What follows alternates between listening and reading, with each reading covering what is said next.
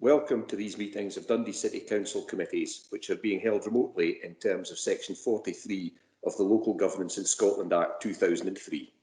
All members in attendance are able to fully participate in the meeting, which is being recorded.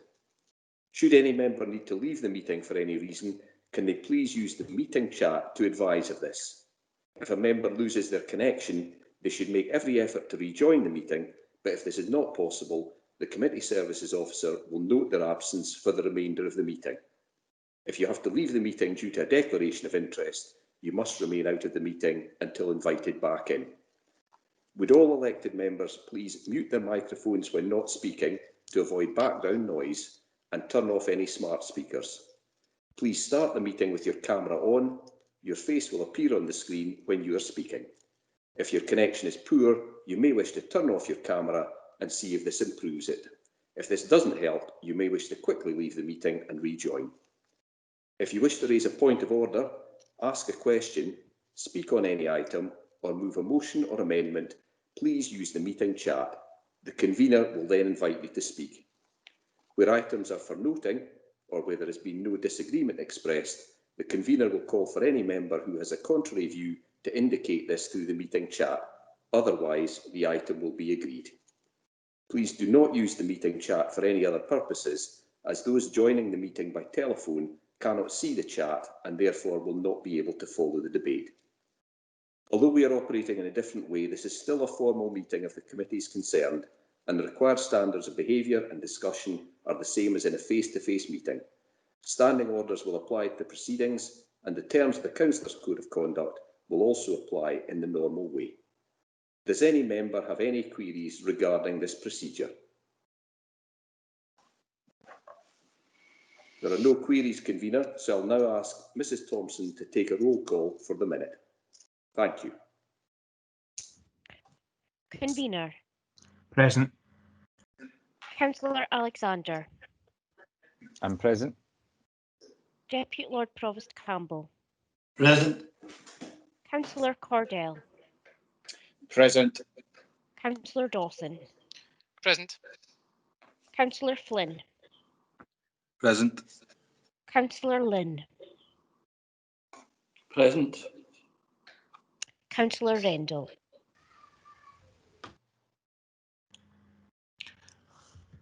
I think there are 3 councillors who are currently in another meeting at the moment who will get here as quickly as they can, and Councillor Rendell was one of them.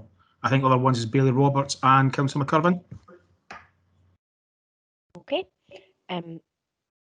So I'll leave Bailey Roberts just now as well. Councillor Rome. Present. Councillor Ross. I'm here. Bailey Sawyers. Present. Councillor Short. Here. Councillor Smith. I'm here. Bailey Keenan. Here. Councillor Cruikshank. Here. Councillor McCready. Present. Councillor McCurvin's in another meeting just now. Councillor Malone. Hi here. Councillor Mara. Present. Councillor Richardson. Present. Bailey Wright. Present.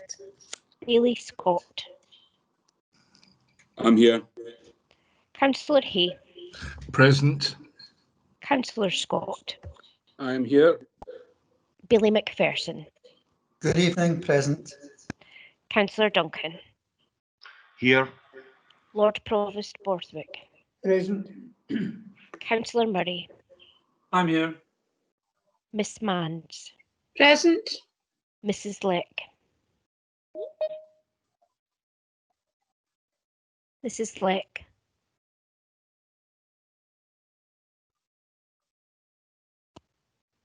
I'll mark Mrs. Leck as absent. Mr. Chauhan.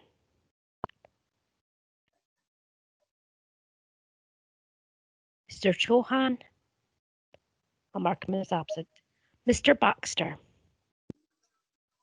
Evening. Ms. Barclay. I'm here. Ms. Raduk.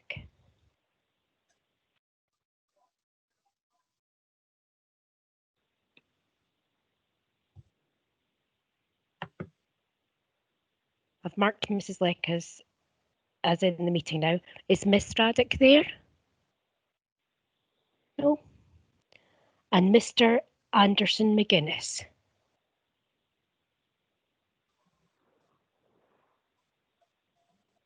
No. That's the roll call complete. Okay, thank you very much. And just a reminder, as Mr. Menny said, if you want to raise anything, please put it in the chat, and I will keep an eye on it. But if I do miss you, I will come to you. So Veronica, can we have the first item on the agenda, please?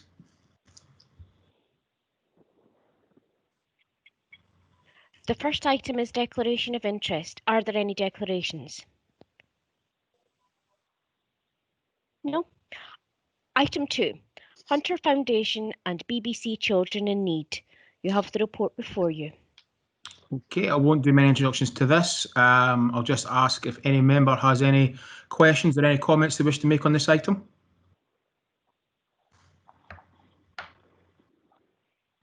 I've got my hand up, Stuart. Sorry, Georgia, on you go. I'll look at the hand. chat rather than the hands up. But Councillor Cruikshank, on you go.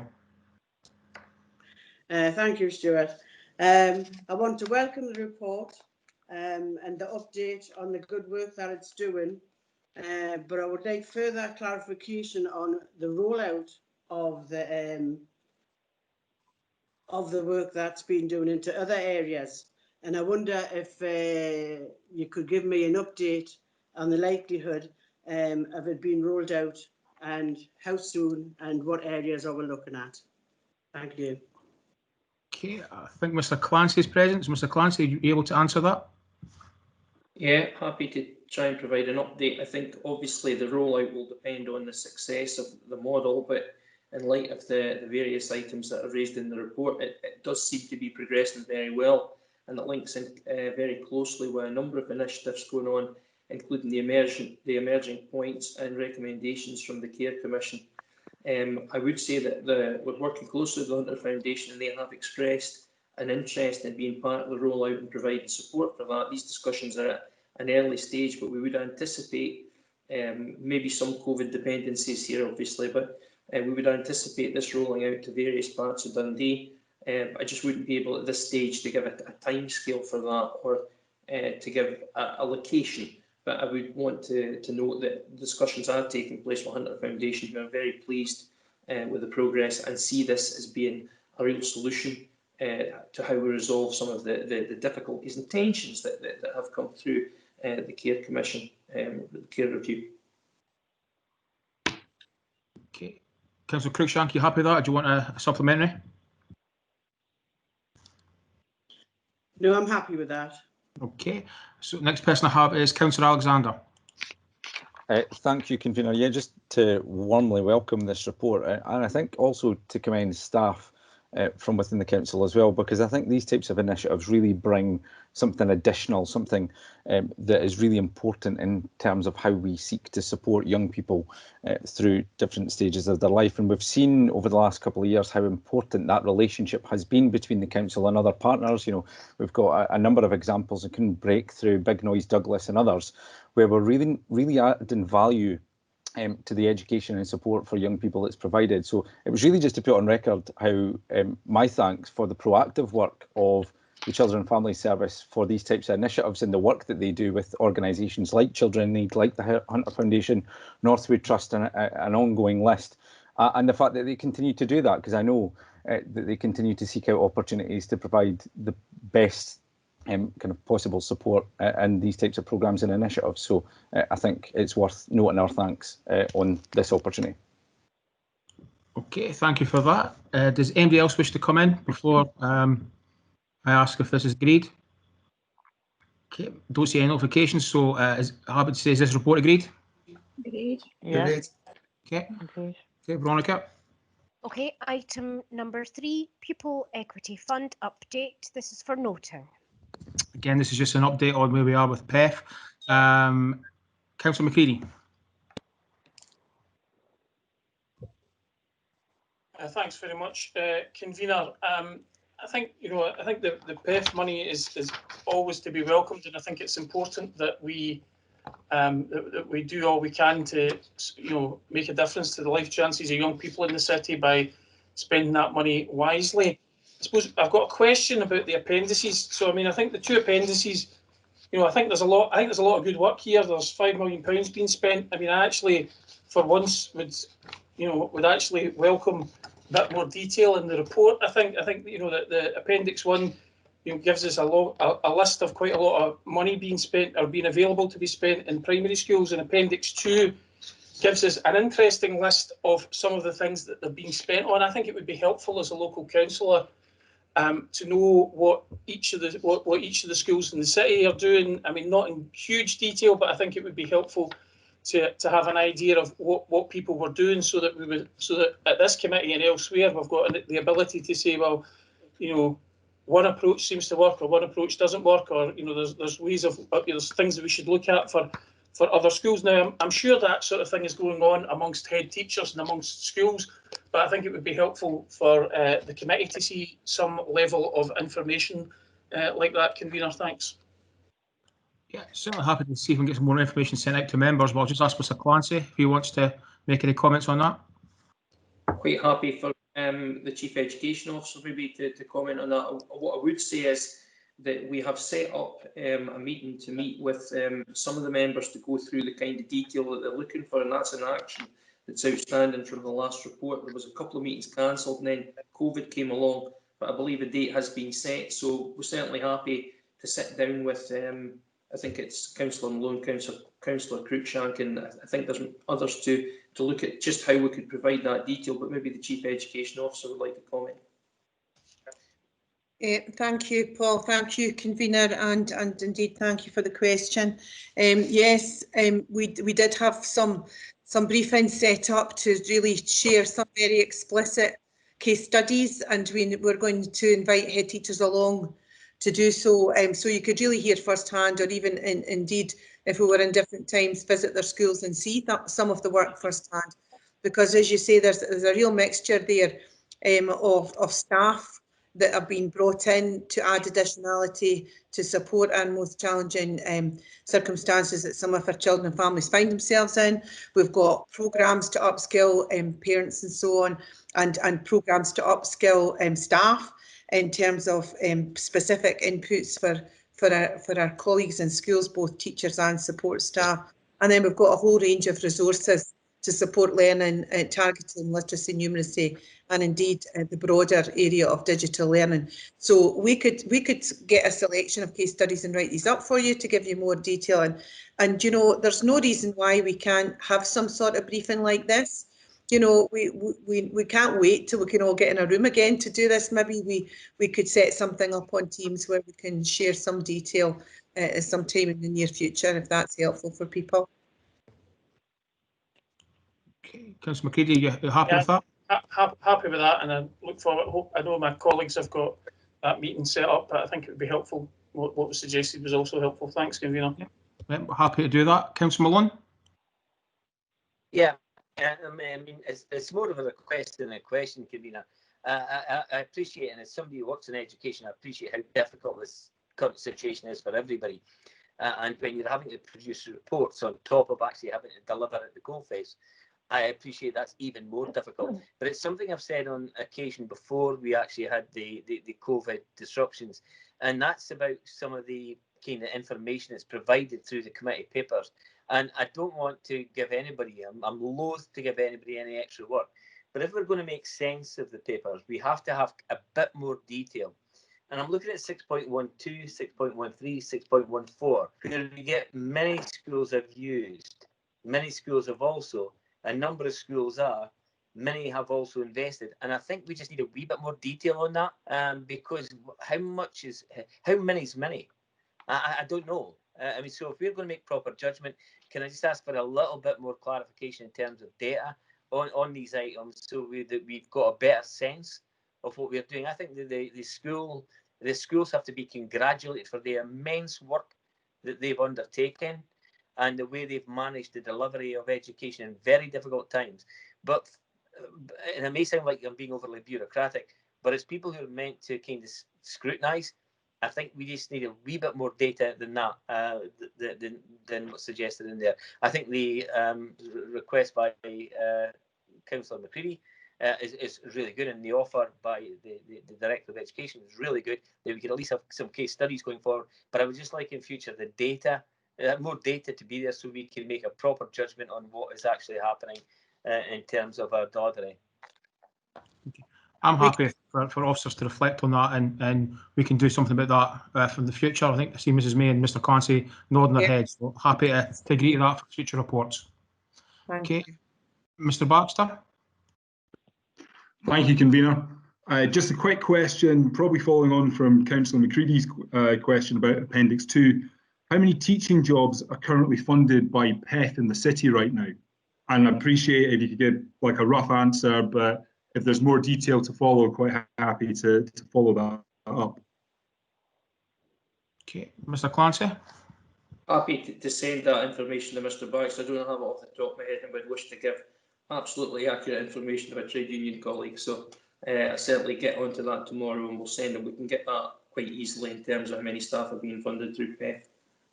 Okay. Are you happy with that, Mr Baxter? Is there anything else you wish to add? No, happy with that. Thank you. Okay, Councillor Mara. Thanks, Convener. I think it'd be great if that information was actually distributed to all councillors in terms of the, I mean, this has become, PEF is obviously, as we all know, a key contribution to the actual contribution to education across the city in recent years, and to what we're led to believe is the kind of defining mission of the Scottish Government in terms of closing the attainment gap. So it'd be good to know how many of those teaching posts in the city are contributed. I support both my colleagues in terms of Councillor McCready and Councillor Malone in terms of I find it difficult in this report to actually get a kind of a clear idea of what is actually happening in the schools in terms of how this money is being spent to support children in terms of closing that attainment gap. There's a long list of very laudable arrangements and initiatives that are being taken, but trying to get a characterisation of what is happening in each school, the priorities that each head teacher has set.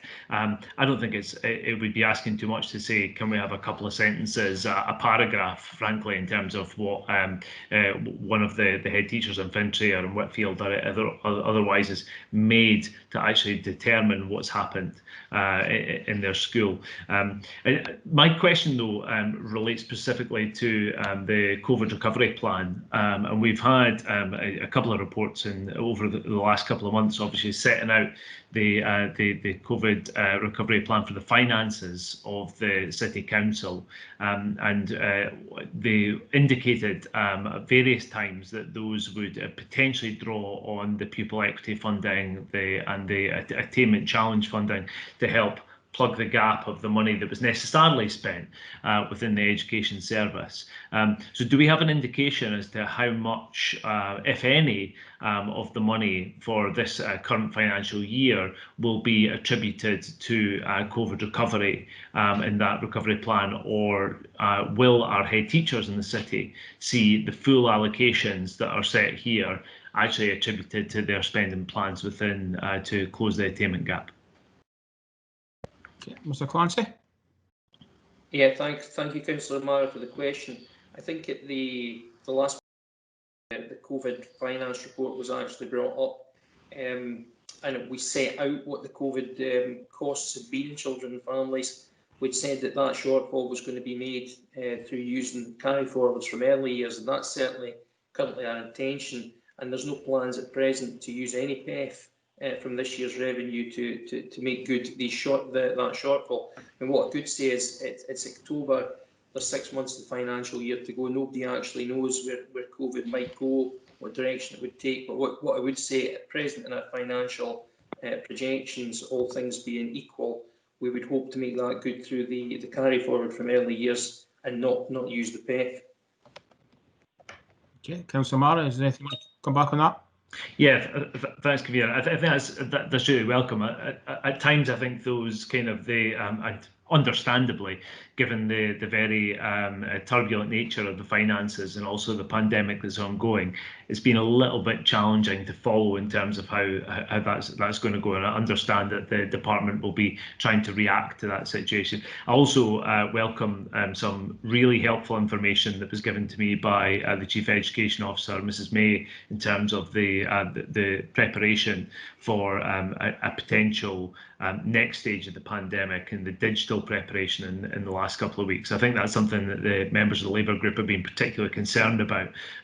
As much as the frankly chaotic situation from the Scottish Government in relation to the preparation for blended learning has been dealt with very well by council officers locally, we need to know that we're in a position to actually deal with that if we move into a situation where blended learning is required.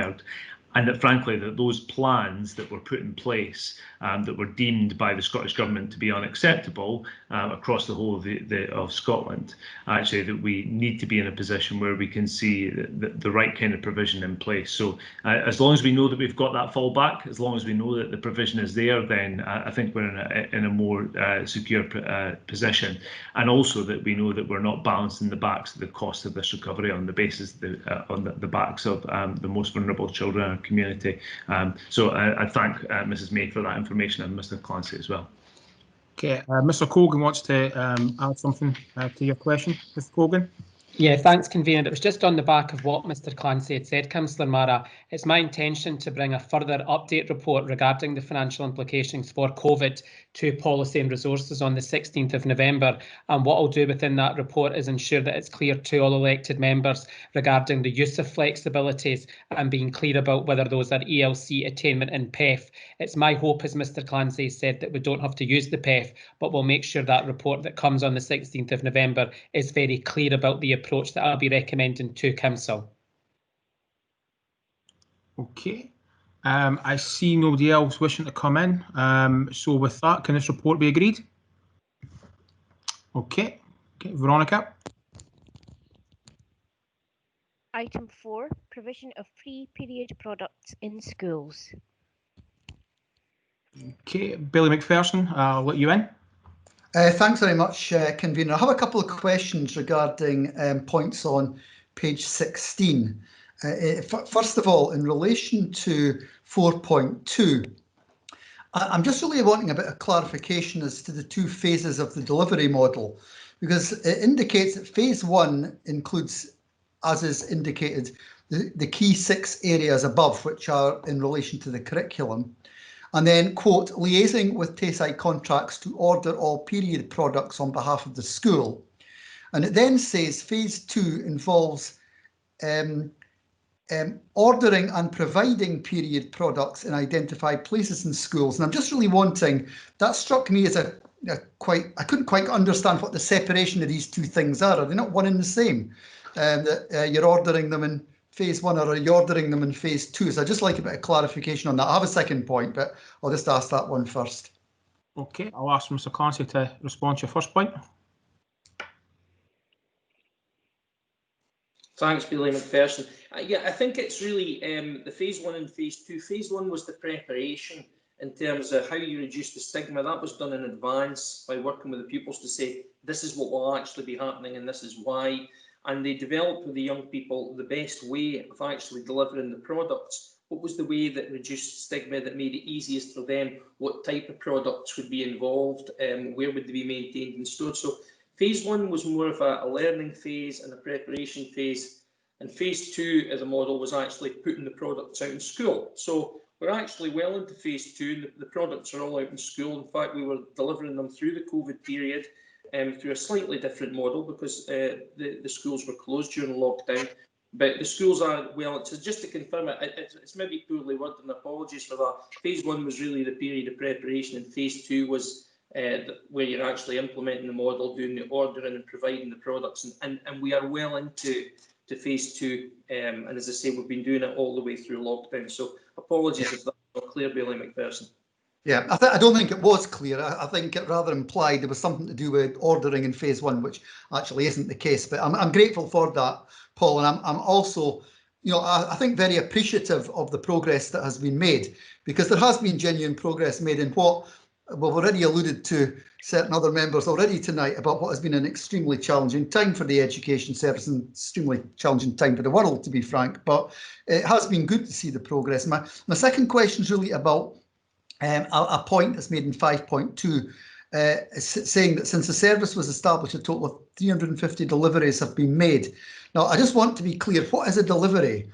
Is a delivery a one-off delivery to a school for a cohort of pupils, or is a delivery an ongoing delivery for a certain number of pupils, repeat delivery, one-off? I'm not really very sure what we actually mean by a delivery. I'm just conscious that if it was a one-off delivery to one pupil, well, we've 8 secondary schools and 6,000 plus pupils. I was just really wondering if you could clarify what was actually meant by a delivery. I understand that that's a school-based delivery, but can I come back to you and confirm that? And again, apologies, I'm maybe not absolutely on top of this, but it's certainly not an individual delivery. That will be a school delivery from Tayside contracts, I would imagine. But I will absolutely confirm that with the officers who are leading the programme and get back to you with it, Billy McPherson. That would be useful. I think it would be helpful to just circulate the committee with the clarity, because it could be actually rather a substantial amount, because if that's an ongoing delivery for a substantial numbers of pupils in all 8 secondaries in our off-site provision, that's really quite substantial. So it would be really quite good to get a handle on that, and I think it'd be useful for the committee as a whole, Mr. Clancy, if that was okay. Happy to do it. Just to add it, obviously during lockdown, the delivery was actually being organised postal and in other ways from the centre. So there was only deliveries for that 6-month period or whatever coming into the one centre. So these are school-based deliveries, but I will get back to you and give you absolutely clarity on the quantification and the calibration of that 350 Billy McPherson. That's greatly appreciated. Thanks indeed. Okay, next one's Councillor Cruikshank.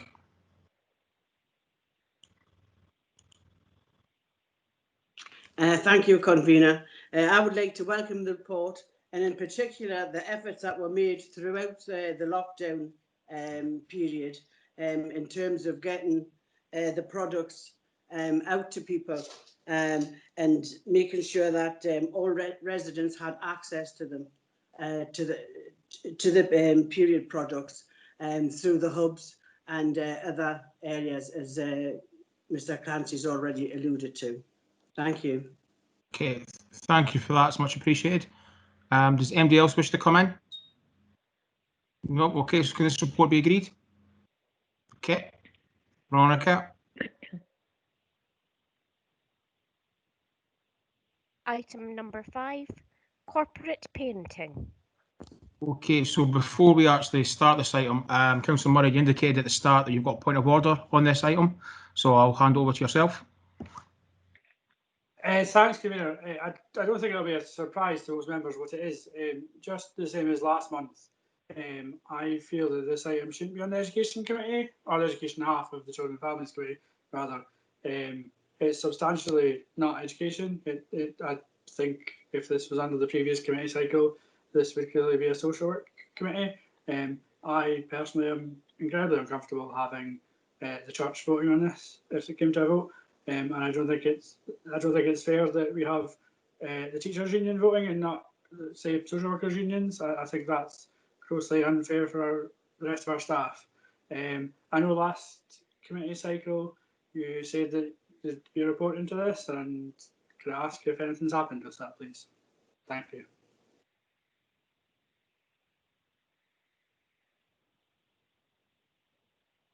I think sorry, for that, yeah.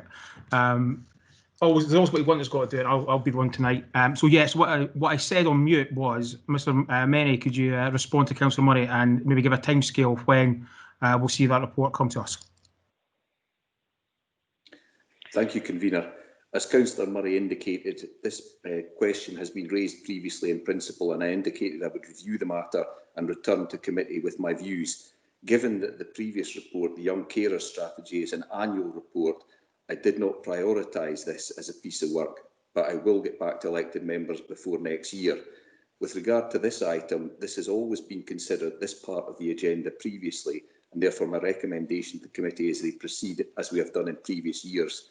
I will, however, be very glad to review this and again come back to the committee with my advice before the report is considered next year. Sorry, Councillor Murray, are you happy with that? Yeah, it's fine, thank you. Okay. Okay, so the first one I see asking for a question is Councillor Malone. It's more just a comment, Convener. What I don't want to let go is the opportunity to comment on what I think is a really good paper in terms of, I mean, previously I spoke about the lack of data and, you know, that is available. I think that this report is really good. I think it sets out and gives us the information that we need to properly scrutinise. And I would just like to commend the people who produced the report on the basis of what they've managed to give us in terms of information, so we can consider properly and thoroughly the activities in this area. So I just thought I'd put on record my thanks for the detail. Okay, thank you, Councillor Malone. Bailey Keenan. Convener, just to say, as I probably did the last time, I have no issue with the church groups having a say on this particular matter.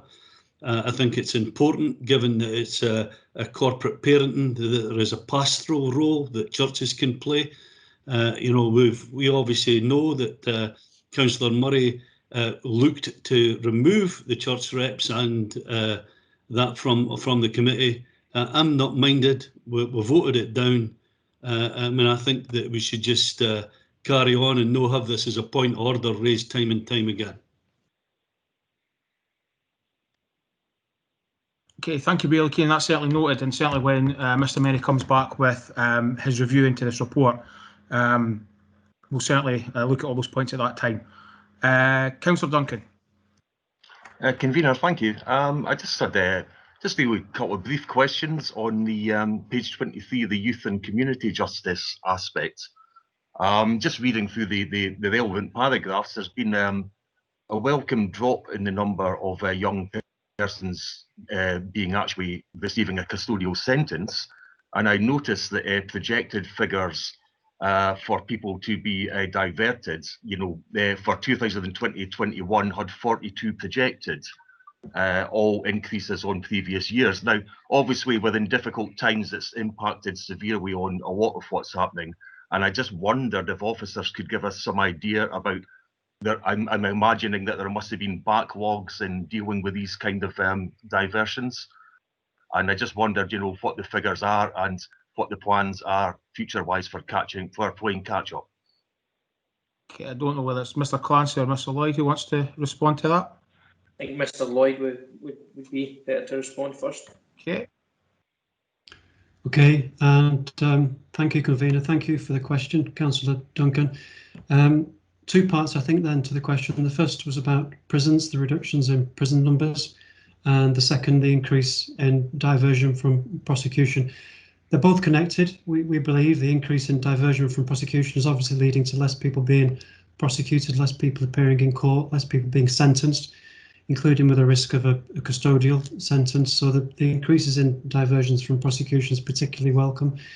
The figures you have before you, 2021, go up to May this year. We're projecting that on the basis of the referrals we had from the Fiscal's Office up to that point. We know we've received referrals despite the pandemic, during the pandemic, and we can provide updated figures.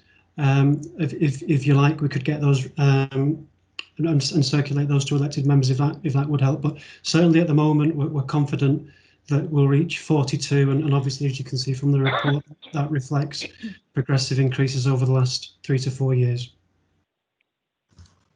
Okay, yeah, thanks very much. I'd certainly welcome these figures, because I'm a big fan of this policy and keen that it doesn't fall by the wayside. Okay, thank you for that. Councillor Mara, you're next.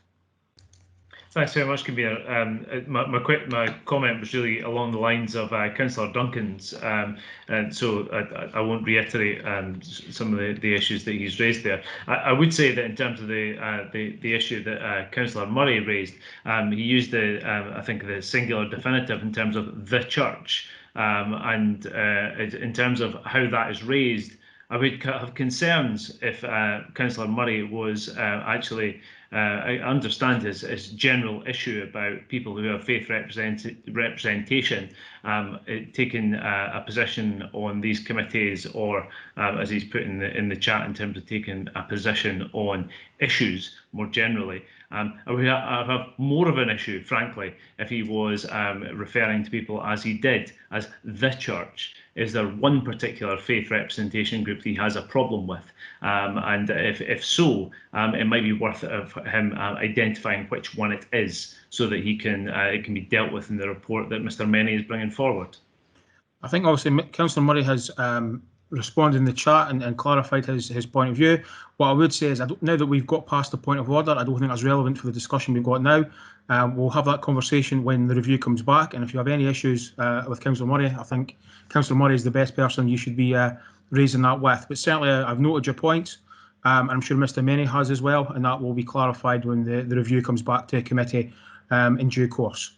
Councillor Flynn, I have you next. Thank you, Convener. Convener, can I just say I'd like to thank the Children and Family Service for the report itself, but also within the report, continuing the good work it did through COVID-19 as when it first started to the current day. I think it should be acknowledged that the work they've put into doing this and under very, very difficult circumstances, and taking care of our looked after children and our vulnerable people within the city. So I think they should be applauded for the good work they've done to date. Thank you. Yep, thank you for that, Councillor Flynn. I certainly agree with everything you've said. It's a lot of hard work's gone over, particularly the period of COVID, to try and look after all our young people. So your comments are certainly very much appreciated. Does anybody else wish to come in on this item, or is that agreed? Convener, sorry. Would I be able to come in? I'm on the phone. Absolutely. Just to say that, to pick up on Councillor Murray's point, I think that corporate parenting is very much part of the Children and Families Committee. One cannot separate a young person from their lifestyle outside of school. It's part of their whole makeup, and it's very, very important that that is part of the Children and Families Committee. The other point I'd like to make is that I think it's an excellent report as well. I think it's very detailed. There's a lot of information. And to pick up on Councillor Keenan's point about the pastoral side, I think it is very important that I'm part of that if I'm part of the representation. So that's all I want to say, because I know you're going to pick it up another time. I heard what you said to Councillor Mara, and that's fine. But I'd just like to come back, and maybe when you have a discussion with Councillor Murray regarding the issues that he's raising, if I can get, to be part of that group, to have that discussion with him. Thank you.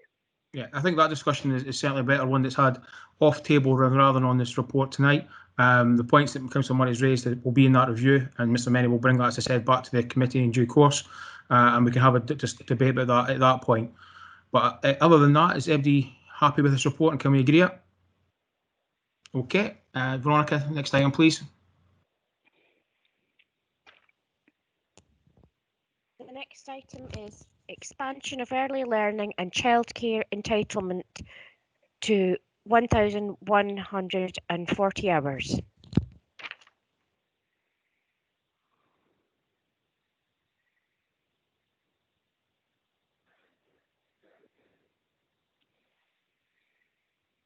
Apologies, I've done it again, left myself on mute.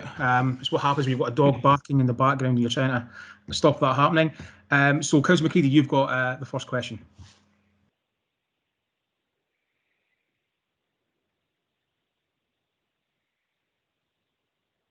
You're on mute, Councillor McCready. It's clearly catching, Convener. I don't have an excuse. I haven't got a dog, so. But sorry. Yeah, can I draw attention to Appendix 1? I think there's a lot. There's a lot, obviously, to welcome in the report about expanding early learning and childcare entitlement across the city.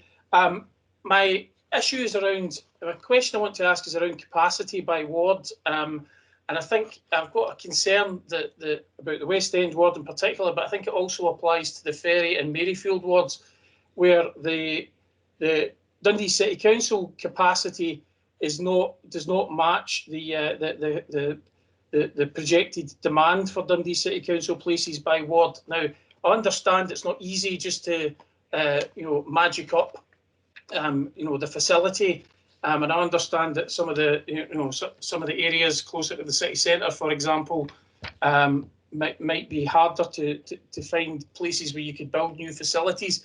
But I think it's fair to say that over the next couple of few years, we're going to start hearing more about 20-minute communities or even 15-minute communities, where we're talking about people being able to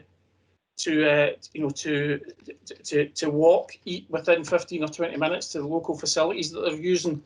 I just wonder if officers have given any thought about how they might get to a point where, and I know that people in the West End will probably find other ways of accessing childcare, some of which will include, will require them to use cars and things like that.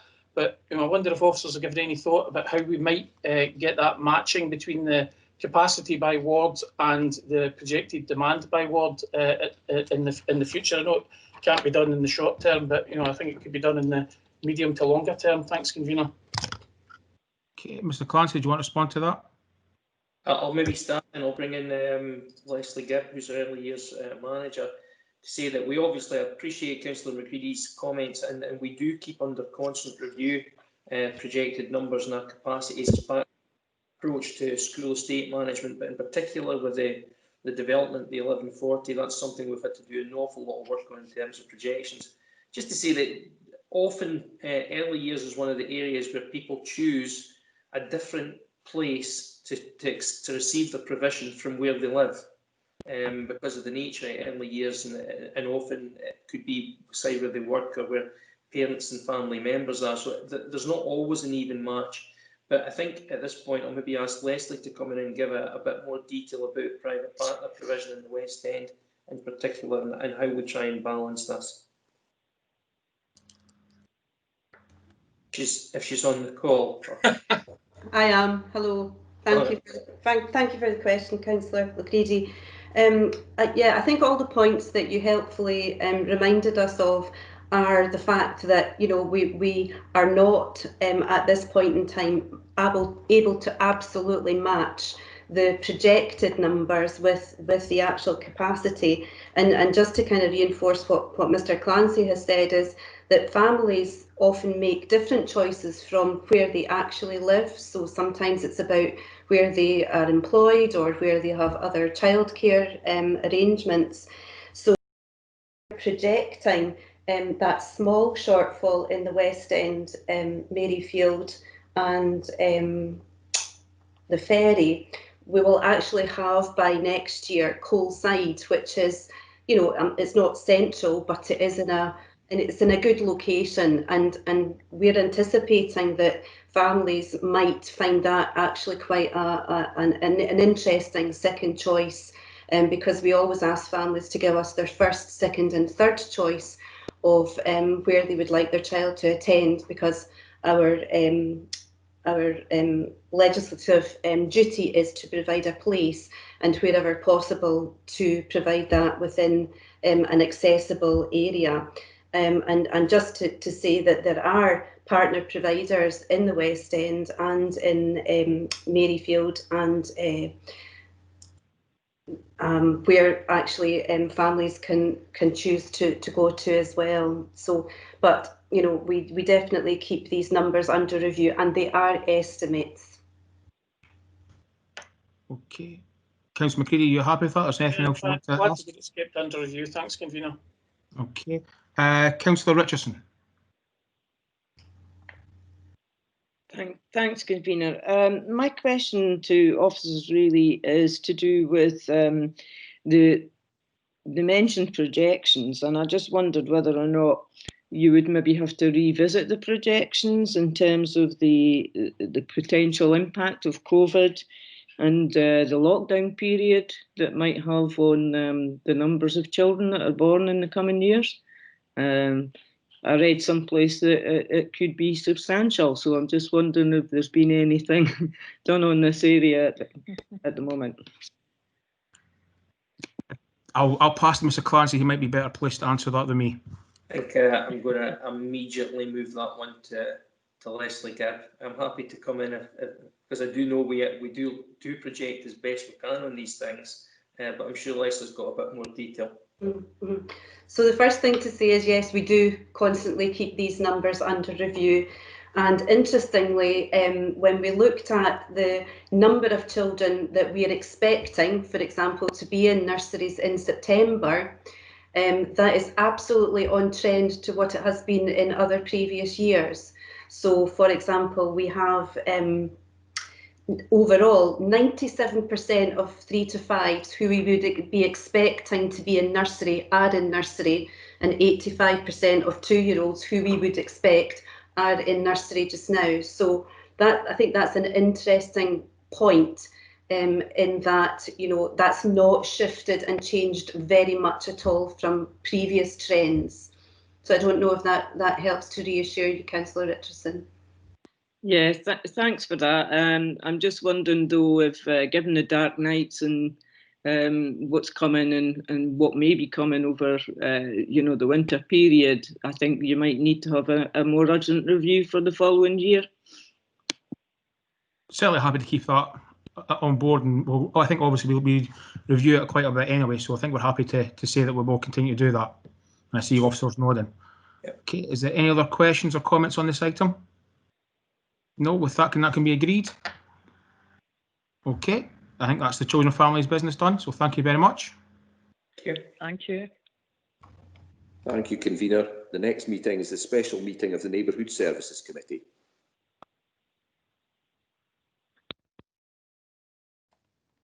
Hi everybody, sorry I was late, 8 hours in an appeals committee, so only just made it home, so I apologise for that. Veronica? Item number 1, declaration of interest. Are there any declarations? Okay, we'll move to item 2. Item 2, review of rents and other housing charges. This report is for your approval. So this is the start of the annual rent setting process. Purpose of the report is to set out the proposed rent and other housing charges for 21-22 and seek approval to consult with tenants. I know we've had a couple of briefings on this, so everybody should be well appraised of this. So, question, we have, hang on. I'll do questions first. I see we've got Kevin Keenan would like to put a motion, so but I'll do the questions first, if that's okay. Bailey McPherson. Thanks, Convener. Could I first of all say you alluded to the briefings that took place. I felt the briefing I attended was very useful, and I'm very grateful to the officers for what was a very useful session. Now, I notice in 10.3, it gives some indication, and I have to say Mr Simpson's given some information by email on the methods of consultation that will take place given the current challenges. One thing that was raised that isn't alluded to, sort of maybe semi-alluded to in 10.3 about use of telephone surveying. One thing that was specifically mentioned during the briefing that I attended was making use of the sheltered warden call system to try to reach out to our shelter tenants relative to the rent increase. And I'm just really wondering if officers can confirm that there will be a proactive attempt to do that. I think that's a very straightforward way, I would think, of reaching our significant number of shelter tenants, and I would be grateful for their comments in that regard. The other comment I would make is that if there is social media information going out there, I would be grateful if that was also shared with elected members. A great many of us are pretty active on social media. I would normally have meetings in my ward, as I've done every year for more years than I care to remember, which obviously can't happen this year, around the rent increase consultation. And it would be useful if we can all just try to assist with this, because I think it is important in these challenging times in terms of reaching out to our tenants, that we try to engage with as many of our tenants on the proposals that are before us tonight as possible. Yeah, thank you for that, Bailey McPherson. I would agree about the social media aspect and how important that will be this year, so I'm sure we'll get communications out that you can share. But if I can ask Mr Simpson to come in on the matter of the telephone surveying and the sheltered housing tenants. Yes, thanks for that, convener.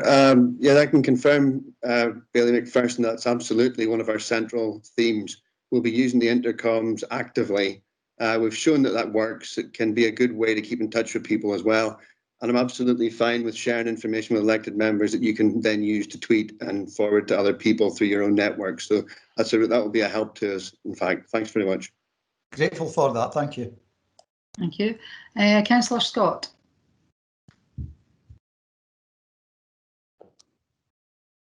Yeah, thanks. My question was about consultation as well, and I think it's been addressed. In my own ward at Fort Hill Sheltered Complex, every year they have the tenants there, the Tenants Association has a meeting there with an officer from the council, and Fort Hill Tenants Association always puts in a representation in response to the consultation. And so I'm pleased to hear that there is going to be contact made with the sheltered tenants in these areas to make sure that there is full engagement with them in the same way as they have had in the past. Thank you. Thank you, Bailey Scott.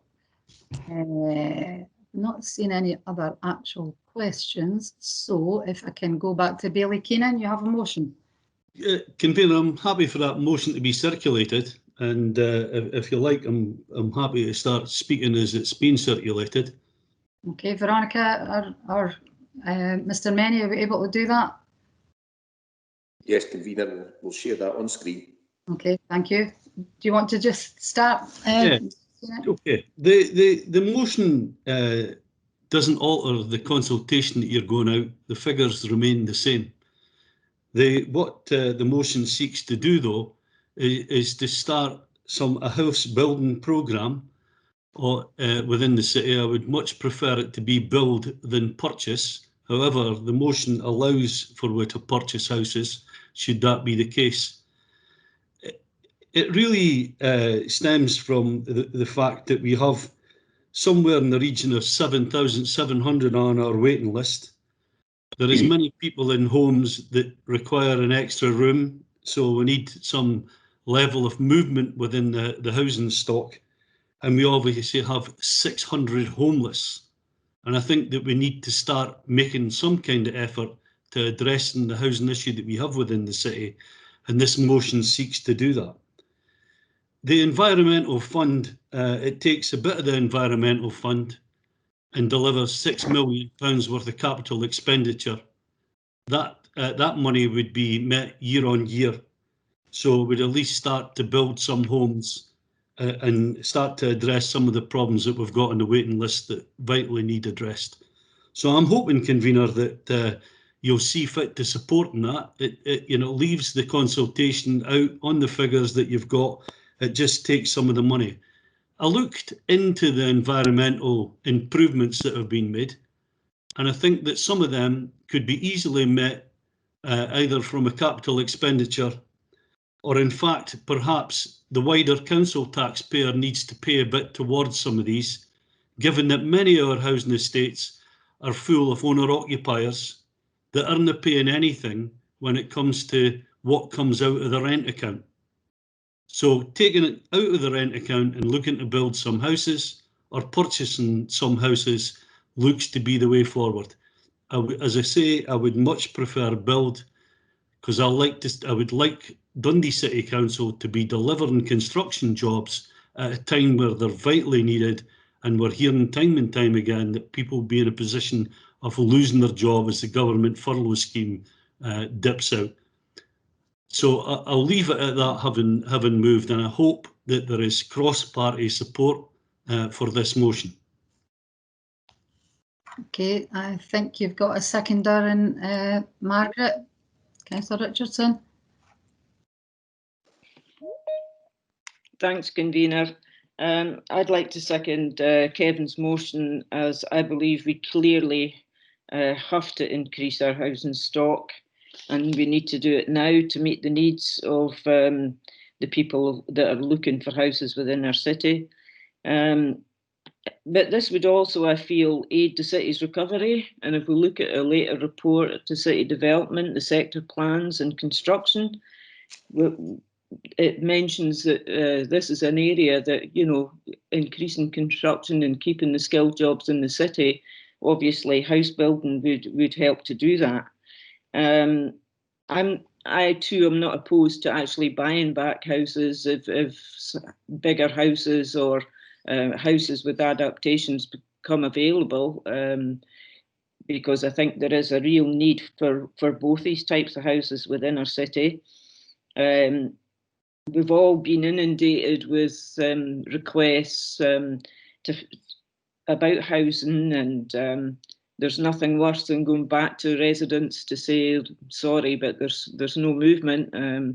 There is only so many types of that kind of property, and there hasn't been any movement. And in some cases, this has been going on since I've been elected.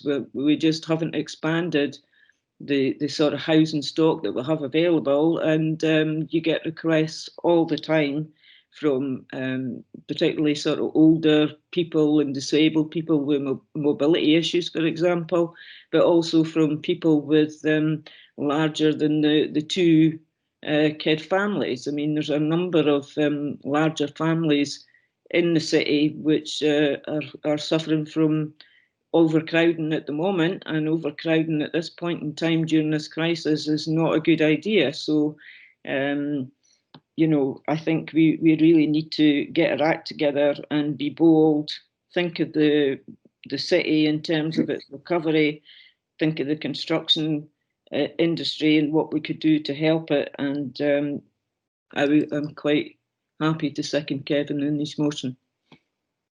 Thank you. I'm not unsympathetic. In fact, I started a conversation with officers back at the beginning of this year before lockdown, just around this very subject, and the policy that was brought in last in block in 2007, and which was slightly amended in 2017, because I do have concerns as well about, well, exactly continuing to sell council houses. But the point of that was to try and raise money to build new houses, which is what we've done, wheelchair accessible houses. So I just would like to say that that conversation is now ongoing with officers. I've asked for a report to be prepared along exactly the lines that we're talking about, but there are a lot of things to be considered, and just taking money out of the Environmental Improvement Fund I don't think is the way to go. So I wouldn't be backing your amendment, but can I just ask if you would be reassured that this is in discussion and a report will be brought forward once all the aspects have been considered? Bailey Keenan. Convener, I mean, I'd much rather went to the vote and you vote down the £6 million worth of house building. You know, this, you could, I would agree to, if you accept the motion, that the £6 million will go towards house building, and it rolls into the report that you're going to bring forward. But this is an opportunity now that doesn't exist if you don't take the money.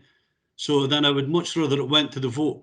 Quite happy to try to meet you some of the way, but I just kind of let the fact go that you'd be turning down the ability to turn £6 million worth of investment in housing stock at a time where we've got a waiting list of 7,712.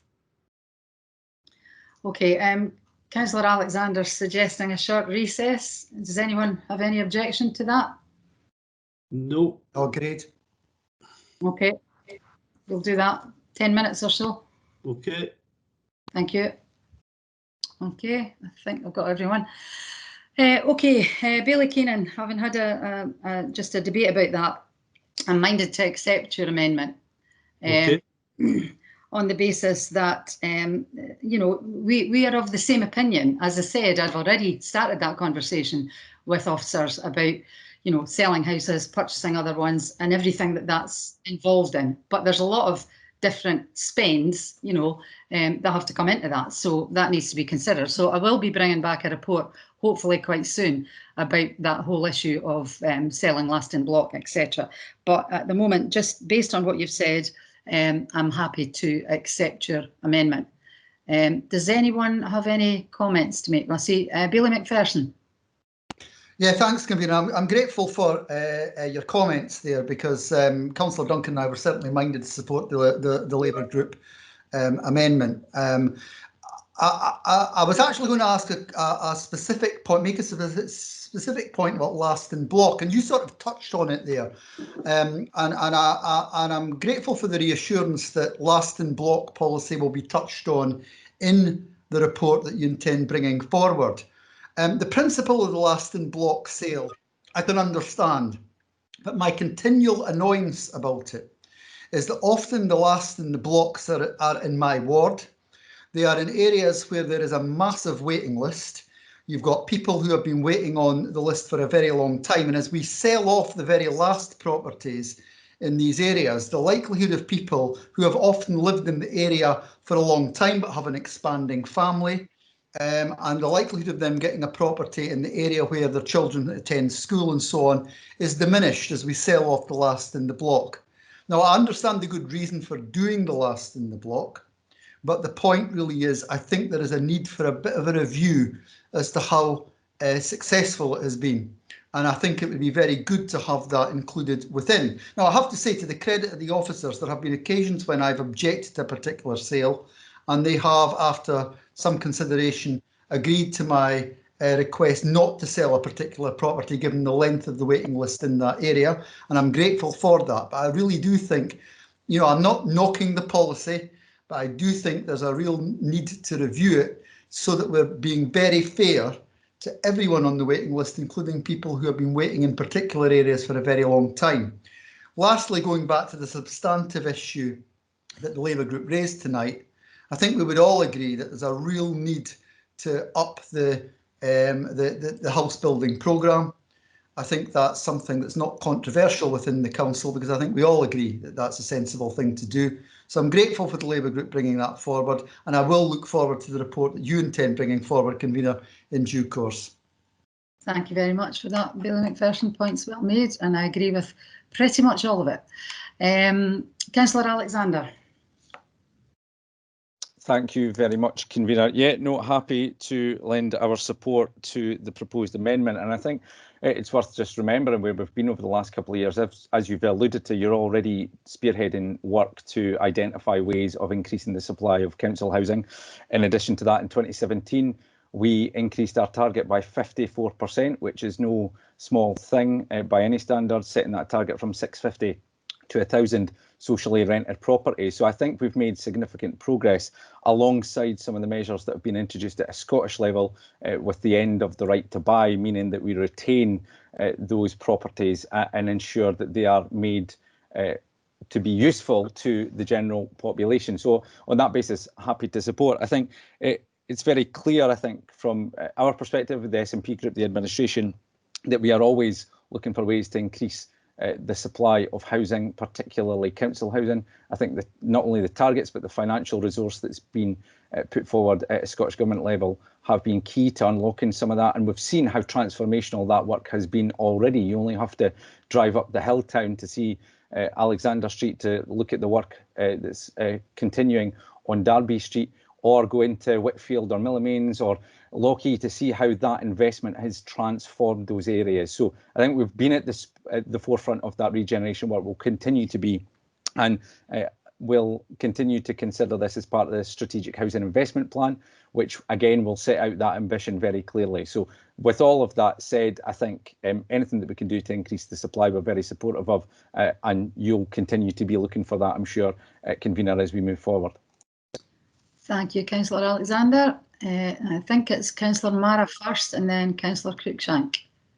Thanks, Convener. So given the national crisis of homelessness that's been ongoing for a decade now, I think it's really welcome that we can turn whatever monies are available to making sure that we have the houses being built and provided in the city to try and reduce the massive housing waiting list that we have. So whoever the enlightened voices were in the nationalist group that were debating against, whoever was arguing against it, well, congratulations to them in terms of that debate that you described, Convener.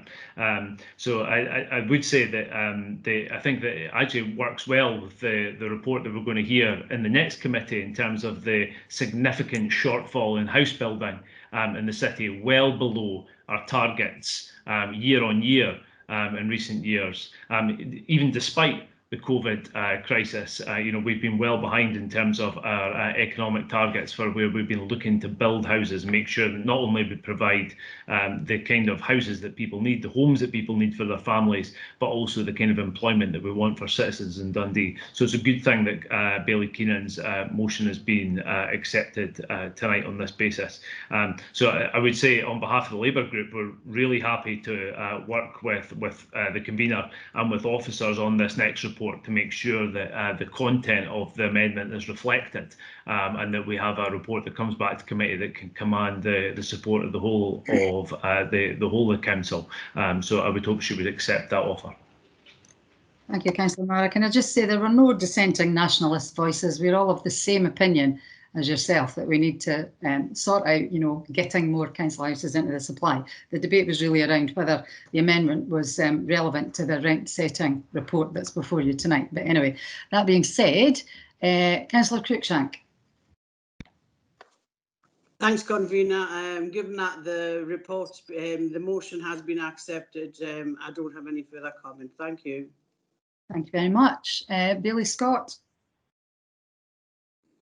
Just to say, convener, I'm very happy to support the proposal because I think it's important that we look at ways to increase the supply of housing in the city.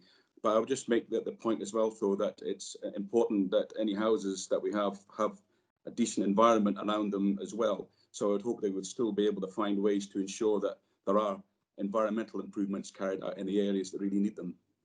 Absolutely, because that's what that fund was set up to do, and they're really important to people, the things that we can do in the wards to help with fences and tarmac and all these little things that are really important. So yeah, I appreciate those comments.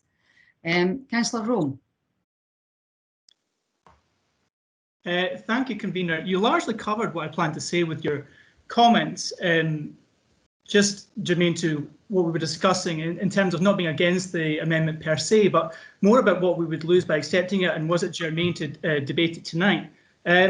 I do, however, think it's worth mentioning that the hardship fund has recently been increased as well to 500,000, and that's there to support our tenants. So it's not just about getting additional house building, but we're doing as much as we can to support those people who are currently struggling in circumstances, and we're well aware of our obligations to those on waiting lists, as well as those that are struggling.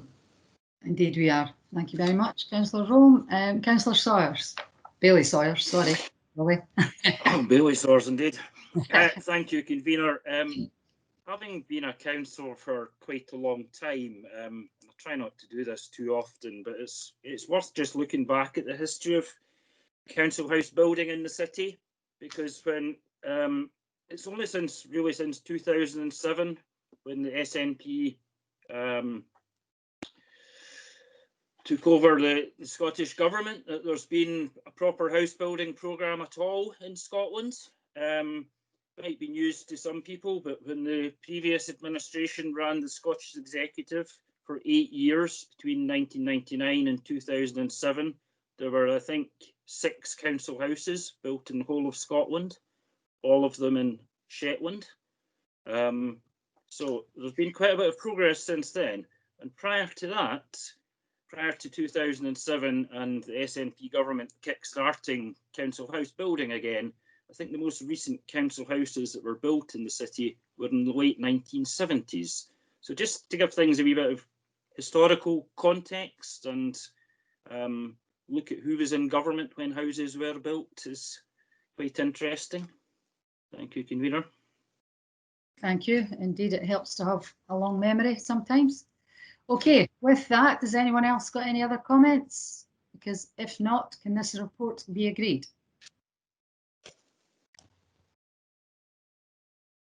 Okay, thank you. I think that's the business, just that one item. Thank you, convener. The next meeting is the City Development Committee. Good evening, everybody. Item 1. Item 1 on the agenda. Are there any declarations of interest? We have Councillor McCready. So I've got a declaration of interest. Yeah, sorry, convener. Yeah, I've got a non-financial interest in items 7 and 8 as I'm the chair of tax round. Okay, thank you for that. Anyone else? I think that's it, Tracy. Anyone, please. Okay, that takes us on to item 2, Civic Government Scotland Act 1982, street names, new residential development at site of Downfield Golf Club. You are asked to approve the proposed street names of John Leaf Drive, Harper Avenue and Harper Terrace. This is a consultation with regards to the new buildings and the new residential units up at Downfield. John Leaf Drive. John Leaf, for interest, was the first greenkeeper at Downfield Golf Club. And with the Harper Avenue and Harper Terrace, there's Chandler Harper, who was the winner of the World's Seniors Championship that was held in Downfield in 1968. And he was also made honorary president of the club. So I therefore ask you to approve the above mentioned street names. Any against that? Nope. Oh, sorry. No, I think that's approved. Thank you. Okay, item 3, the Planning Scotland Act 2019. This report is for noting. The purpose of this report is to update the members on the passing in the Scottish Parliament of the Planning Act to 2019 and to present the key implications of the Act for Dundee City Council. However, secondary legislation and regulations are required in some areas to implement the changes and to set out the new transitional arrangements. In this regard, commencement regulations are now being progressed for being changes into force. In addition to the more significant implications of the Act highlighted in this report, the Act introduces many other detailed matters which will require to be taken on board through the work of the Planning Authority. Development planning is the most significant area of change within the Planning Act 2019, and the legislation adjusts the form, content and processes for preparing plans and early engagement in the examination and adoption. Councillor Duncan.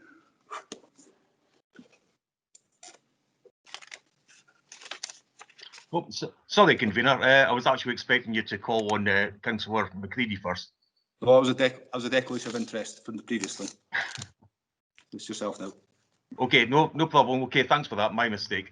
Yeah, on with regard to this item on planning, I mean, I've got a number of reservations on how planning works in Scotland, which I won't rehearse tonight. Not least the which of which is decisions of local bodies like ours get overturned at a higher level, shall we say, quite frequently. But however, with regard to the document in front of us, a couple of questions, observations really. With regard to 4.16, I see that it's proposed to increase the review of the development plans up to 10 years instead of 5 years. Now, given that we're in the middle of a fast-changing pandemic, and we've already heard, mentions tonight of maybe moves to like 15 or 20-minute walking communities becoming something of the norm, or certainly desirable, I wonder if how wise is it to be extending the period between, these reviews from 5 years to 10 years? As part of the Act, I think I'll pass over to Mr. Hamilton to respond to that. Thank you, convener. So I think the concerns raised by Councillor Duncan are shared by many, and certainly in the context of Dundee, you'll recall that we approved the current local development plan in 2019, and it was prepared on the basis of the Act that predated the 2019 Act and has a 5-year time horizon rather than the proposed 10-year time horizon. The situation in Dundee is therefore that we will need to review the local development plan within that 5-year period. At the moment, we are waiting further information and regulations from Scottish Government around the process that we need to follow under the 2019 Act. But I can provide reassurance that it will not be 10 years before that plan is reviewed. Once that new local development plan is in place, it's at the Council's discretion the frequency with which it reviews the plan. So it doesn't require to wait 10 years. It can do so earlier if it wishes. Does that answer your question? Thanks, convener. I'm obliged to Mr. Hamilton for that. That kind of always one of my concerns. I've got one more question, if you don't mind. So I'll keep it brief. It's 4.18. We're talking about local place plans, which on the face of it sounds quite a welcome introduction, but if you read through the paragraph, there's no obligation for the place plan to comply with the local development plan or vice versa. To me, that sounds like a recipe for disaster. I'm just wondering what Mr. Hamilton, can you shed any light on that? If you can, that would be interesting. Unfortunately, I'm not in a position yet. I think the local place plans is another of those areas of the Act that is awaiting further information as to the process that will be followed. But I think it is certainly appropriate that in a system that is designed to try and involve local people in the planning system, that the opportunity to better involve people in thinking about their own place, that opportunity is given. But I think there are some concerns that I would share just about the conformity and how we can ensure that the council's local development plan is then reflected in the local place plan. And beyond that, some of the other measures that the local community might want to advance, for example, through the local community plan, are given a spatial representation in the local place plan. And I think it's how those different plans coordinate that will be critical, but hopefully that will be picked up by the guidance that Scottish Government will produce. Thank you for that. Thanks, Mr. Hamilton. And I mean, I'm certainly all in favour of involving local communities as much as possible. Thank you. Councillor McCready, my apologies. The computer was a bit slow catching up. You have a question, I believe. Yeah, I do. I've got a couple of questions. Thanks very much, Convener.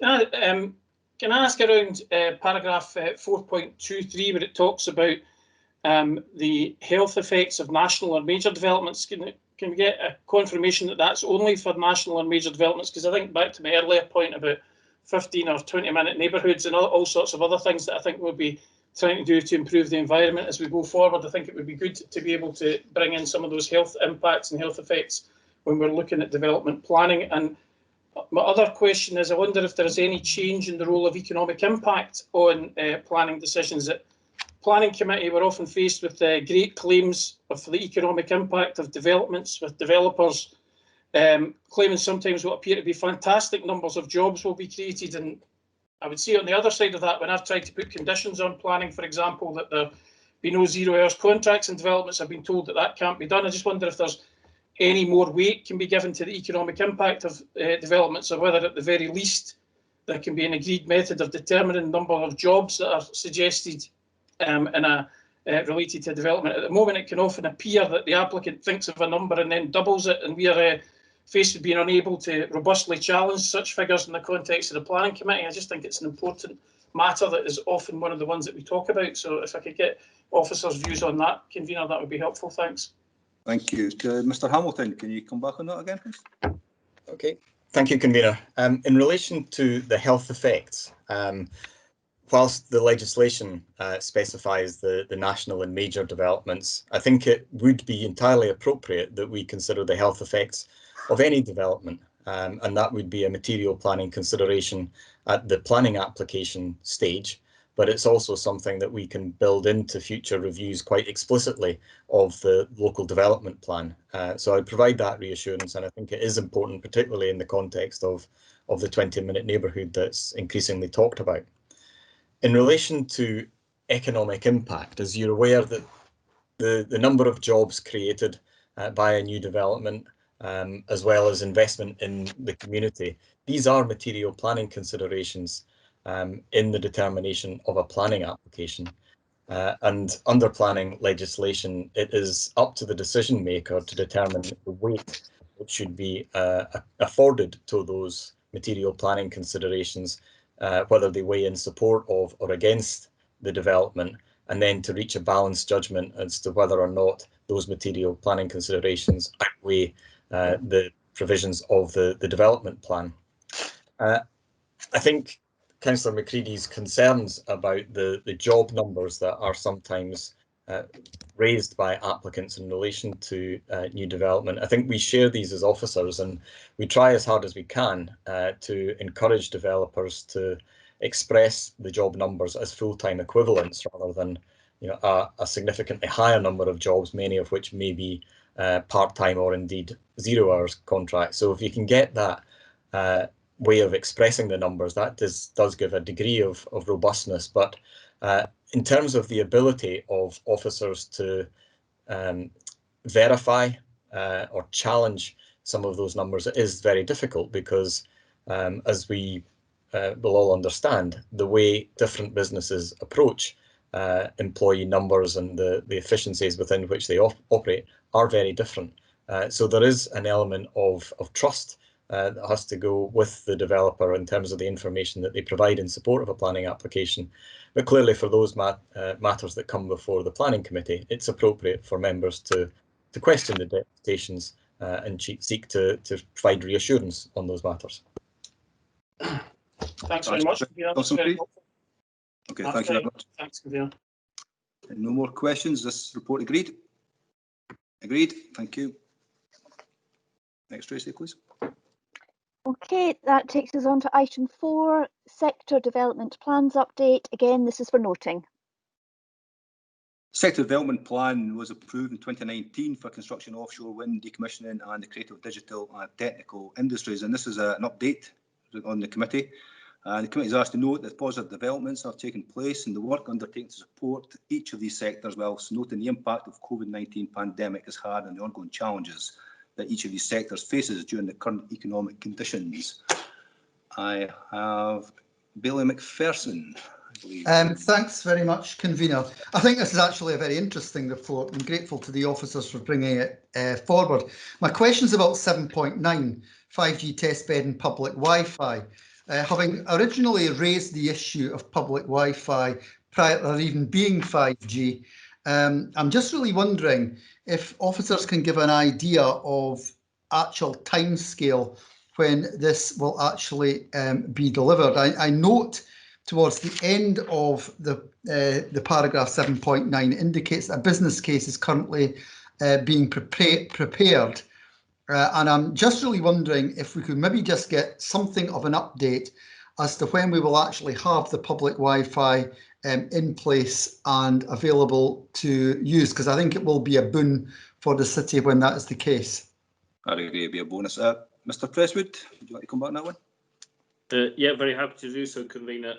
My understanding is that the contract has been let with AWTG for the provision of the 5G testbed and Wi-Fi.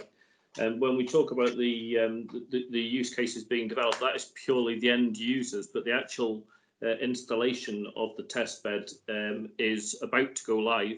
I had a very brief conversation with a contractor that's appointed to extend ducting to connect the University of Abertay with the city centre and waterfront ducting network only today. So that is progressing and should shortly be on site. That's very helpful, and I think that's reassuring. But realistically, when are we talking about go live? I think we'll need to come back to you with a precise date, but we anticipate sometime next year, Bailey McPherson. Okay, if you could come back to me, that would be appreciated. Thank you. Councillor McCready. Yeah, thanks very much, Convener.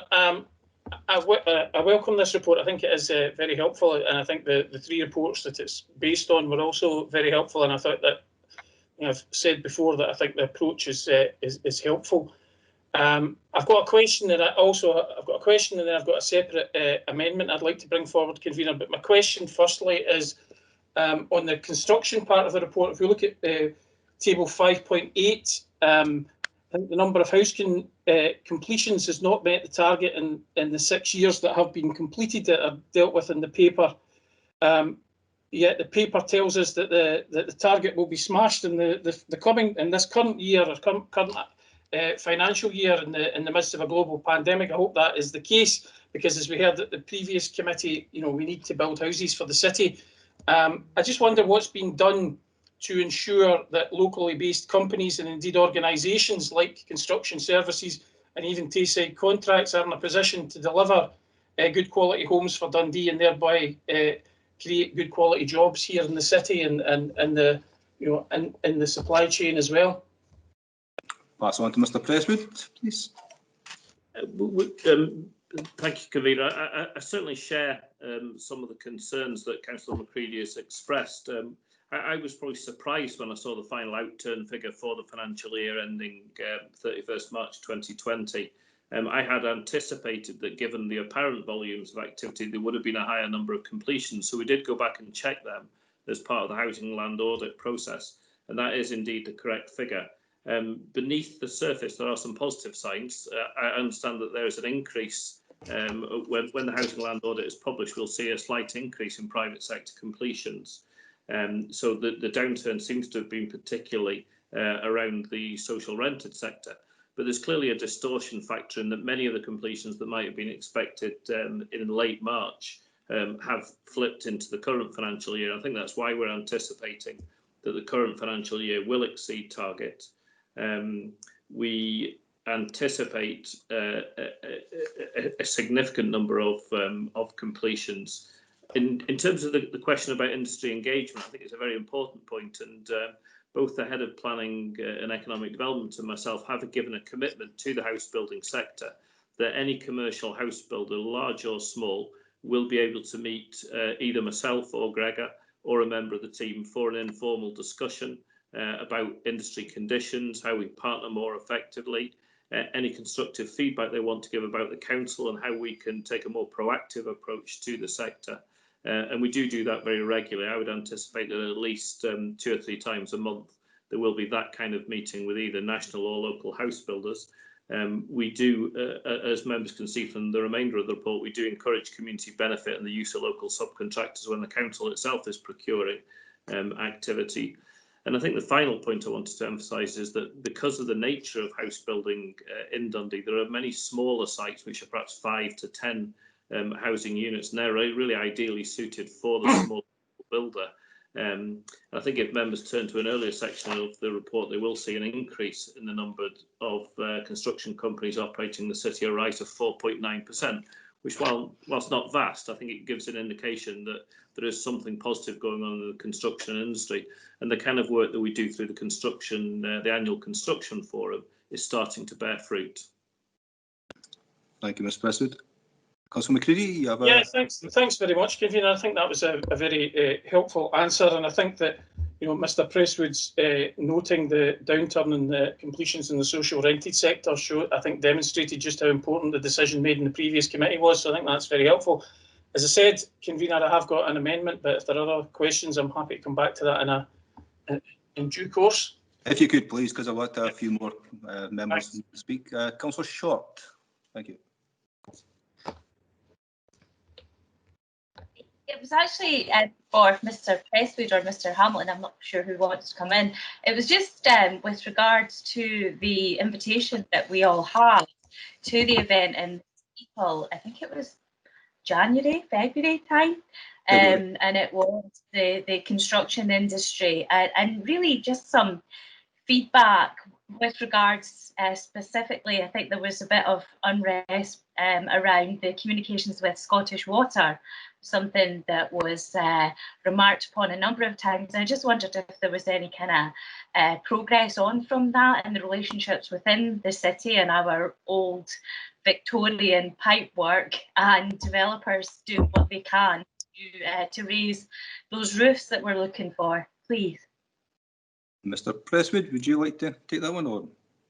Yes, very happy to do so, Convener. I think Councillor Short has highlighted a very important issue, which is the nature of Dundee is that so many of our sites are brownfield sites, and particularly in the urban area, that means that historically they have drained into the combined sewer. The issue that was raised at the construction forum was a perception that Scottish Water were inflexible historically. Now, the representative from Scottish Water at the construction forum was at great pains to emphasise the fact that they are keen to be a supportive partner, and they have a statutory duty to enable house building across the country, and they take it very seriously.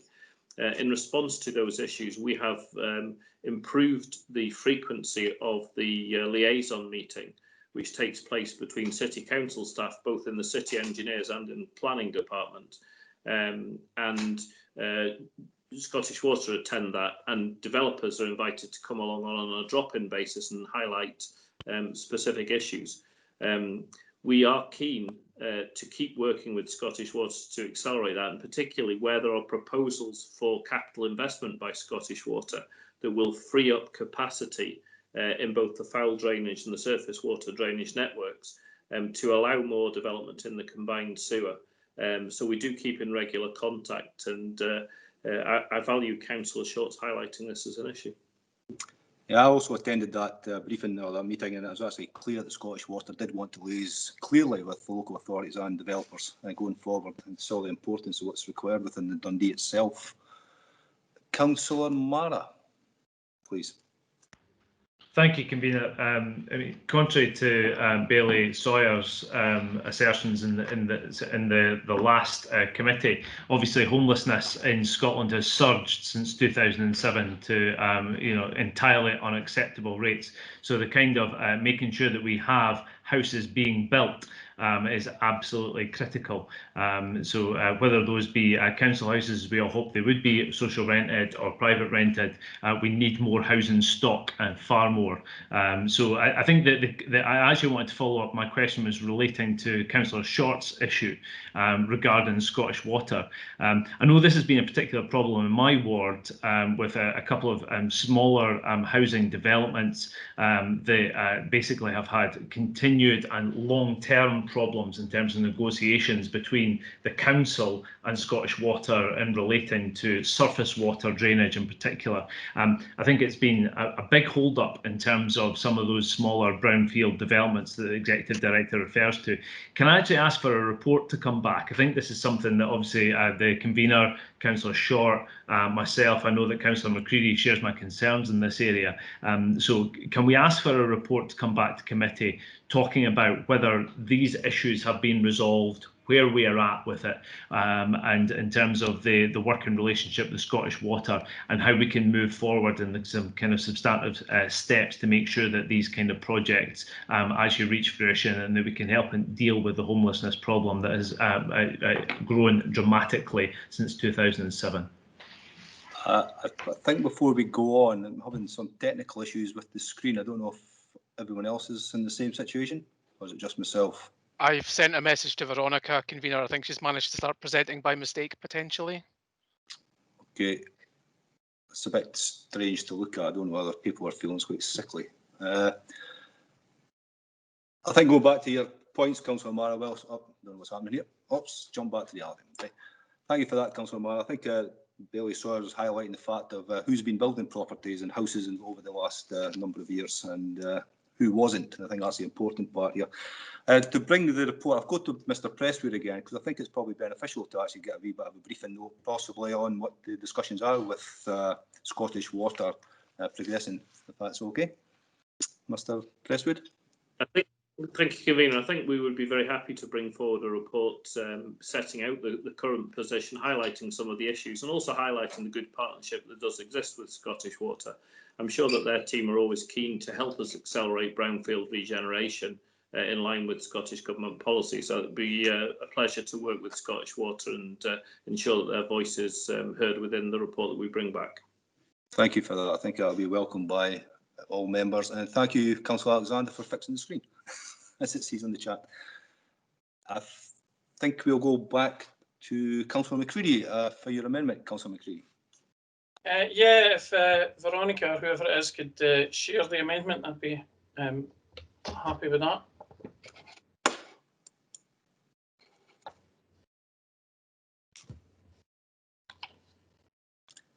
Would you like to just speak? Yeah, I'm happy to speak.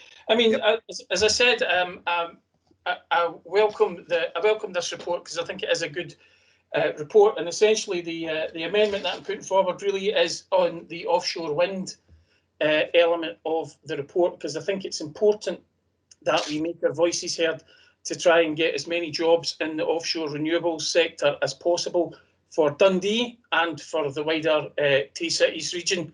I think that's very important. So I think, you know, we've all heard promises of Scotland or the UK being the Saudi Arabia of offshore wind from voices not quite so disparate as Alex Salmond and Boris Johnson. I think the reality is, of course, somewhat different. I think all the bluff and bluster from the former First Minister and the current Prime Minister cannot hide the fact that promises appear so far to be so much hot air.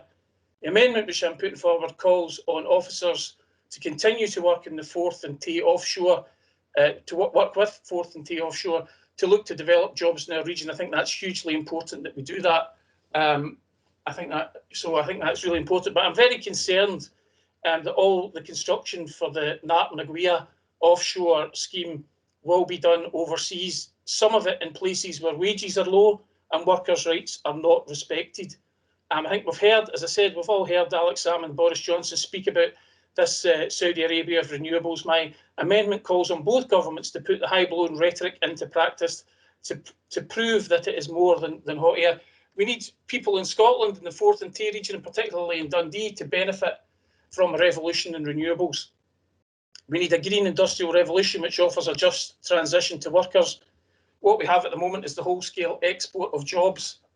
Unite the Union and the GMB have said that this is scandalous. I think we should ask governments to work with partners like Forth and Tay Offshore to end that scandal of exporting jobs and to invest in jobs here in Dundee and in Scotland, and hopefully that those jobs will lead to that investment will lead to jobs in Dundee, and particularly in the supply chain in Dundee.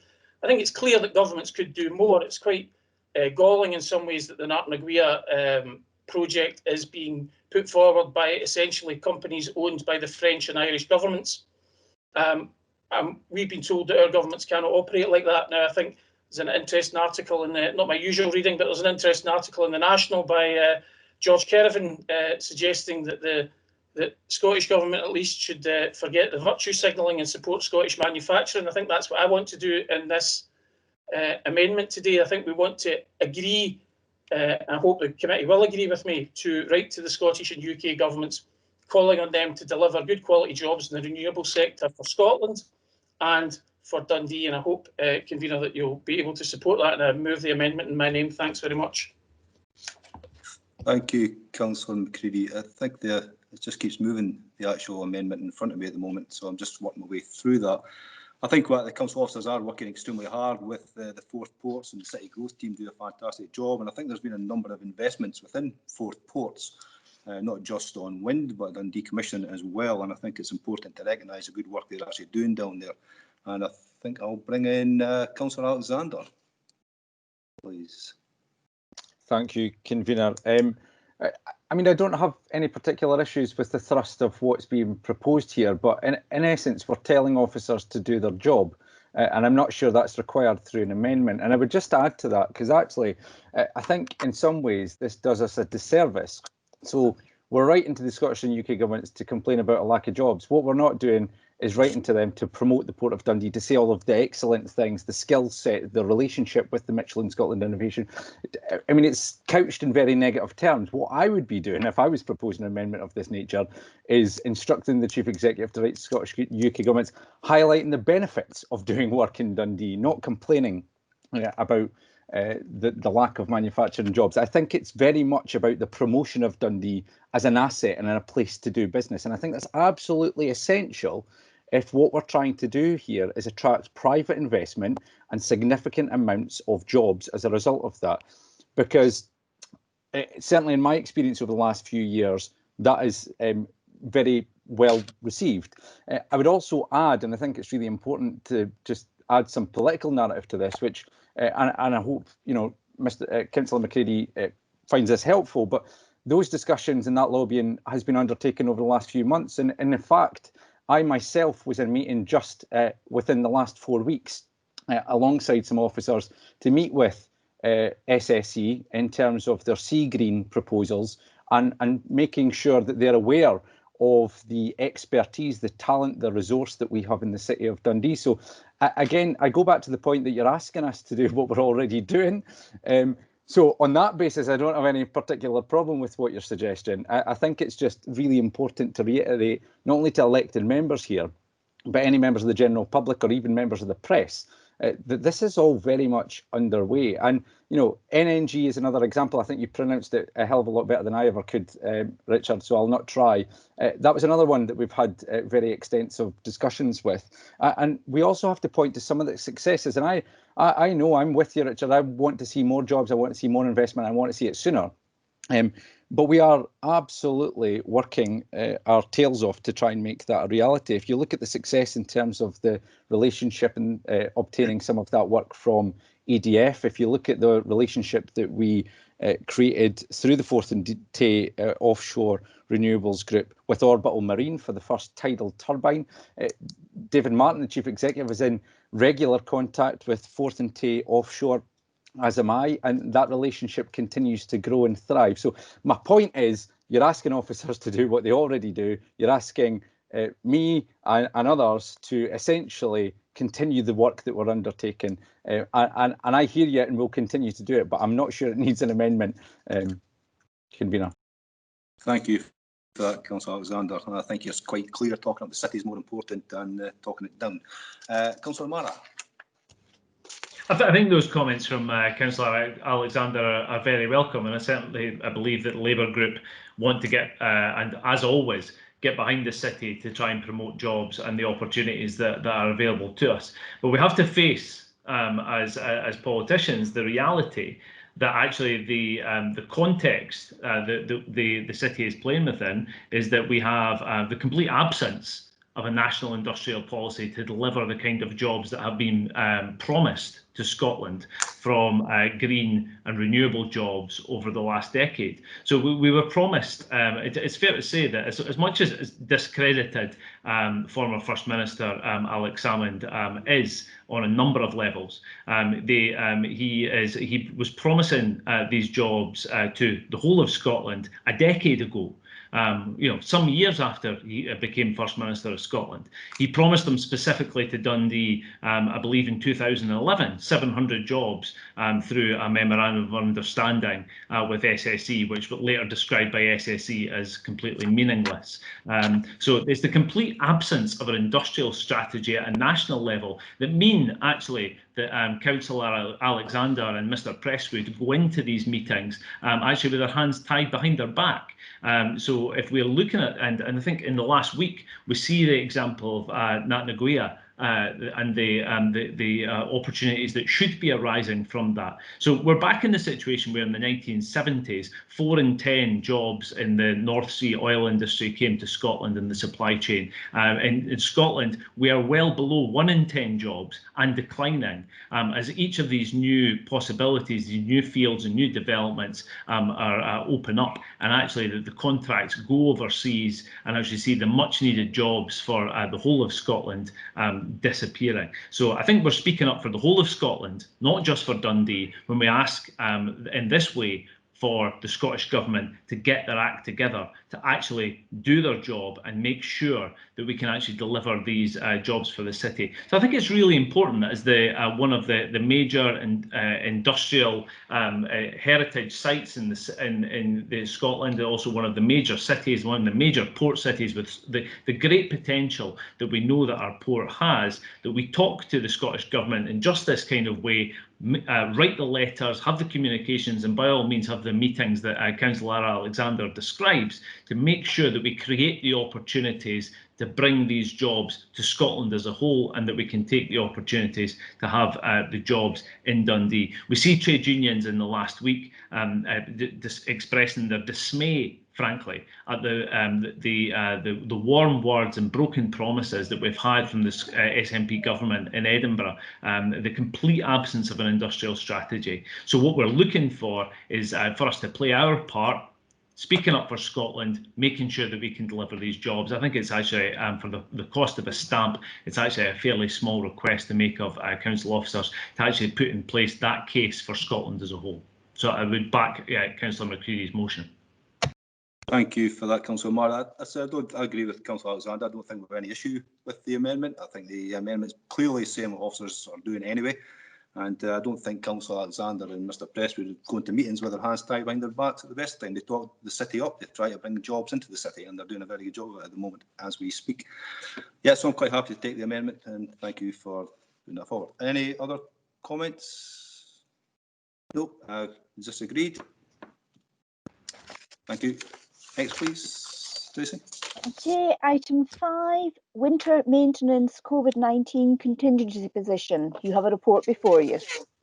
Well, it was quite an important report to come to committee with regards to Roads Maintenance Partnership. They have a contingency arrangements in the event of the COVID-19 adversely impacting the labour resource availability associated with winter maintenance service delivery within the city.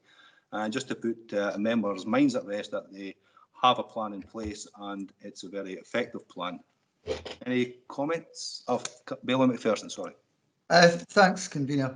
Welcome the fact that this report's coming forward, because it's a very important point. Given the health emergency, there has to be contingency in place. And in 5.2, it indicates that during the early days of the pandemic, the unavailability rate of officers reached 25%.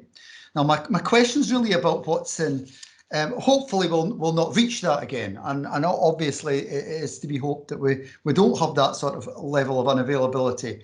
But on the assumption that we have some unavailability, I'm just wanting a little bit of clarity as to what we're actually trying to say in Table 3 at 6.4, and indeed in Table 4 on the footpaths in 7.4, because it sort of says something other than the fact it says that the Priority 1 network can continue to be provided at full service even if resource availability is halved.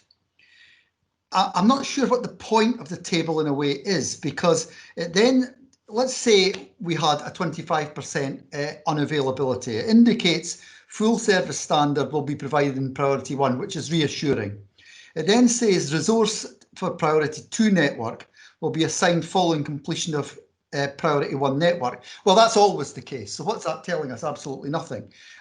Ditto Priority 3. And I suppose the question I've got is if we can get a better semblance of if there was, say, a quarter of the workforce unavailable, how much and how quickly of the Priority 2 and Priority 3 networks will actually be reached.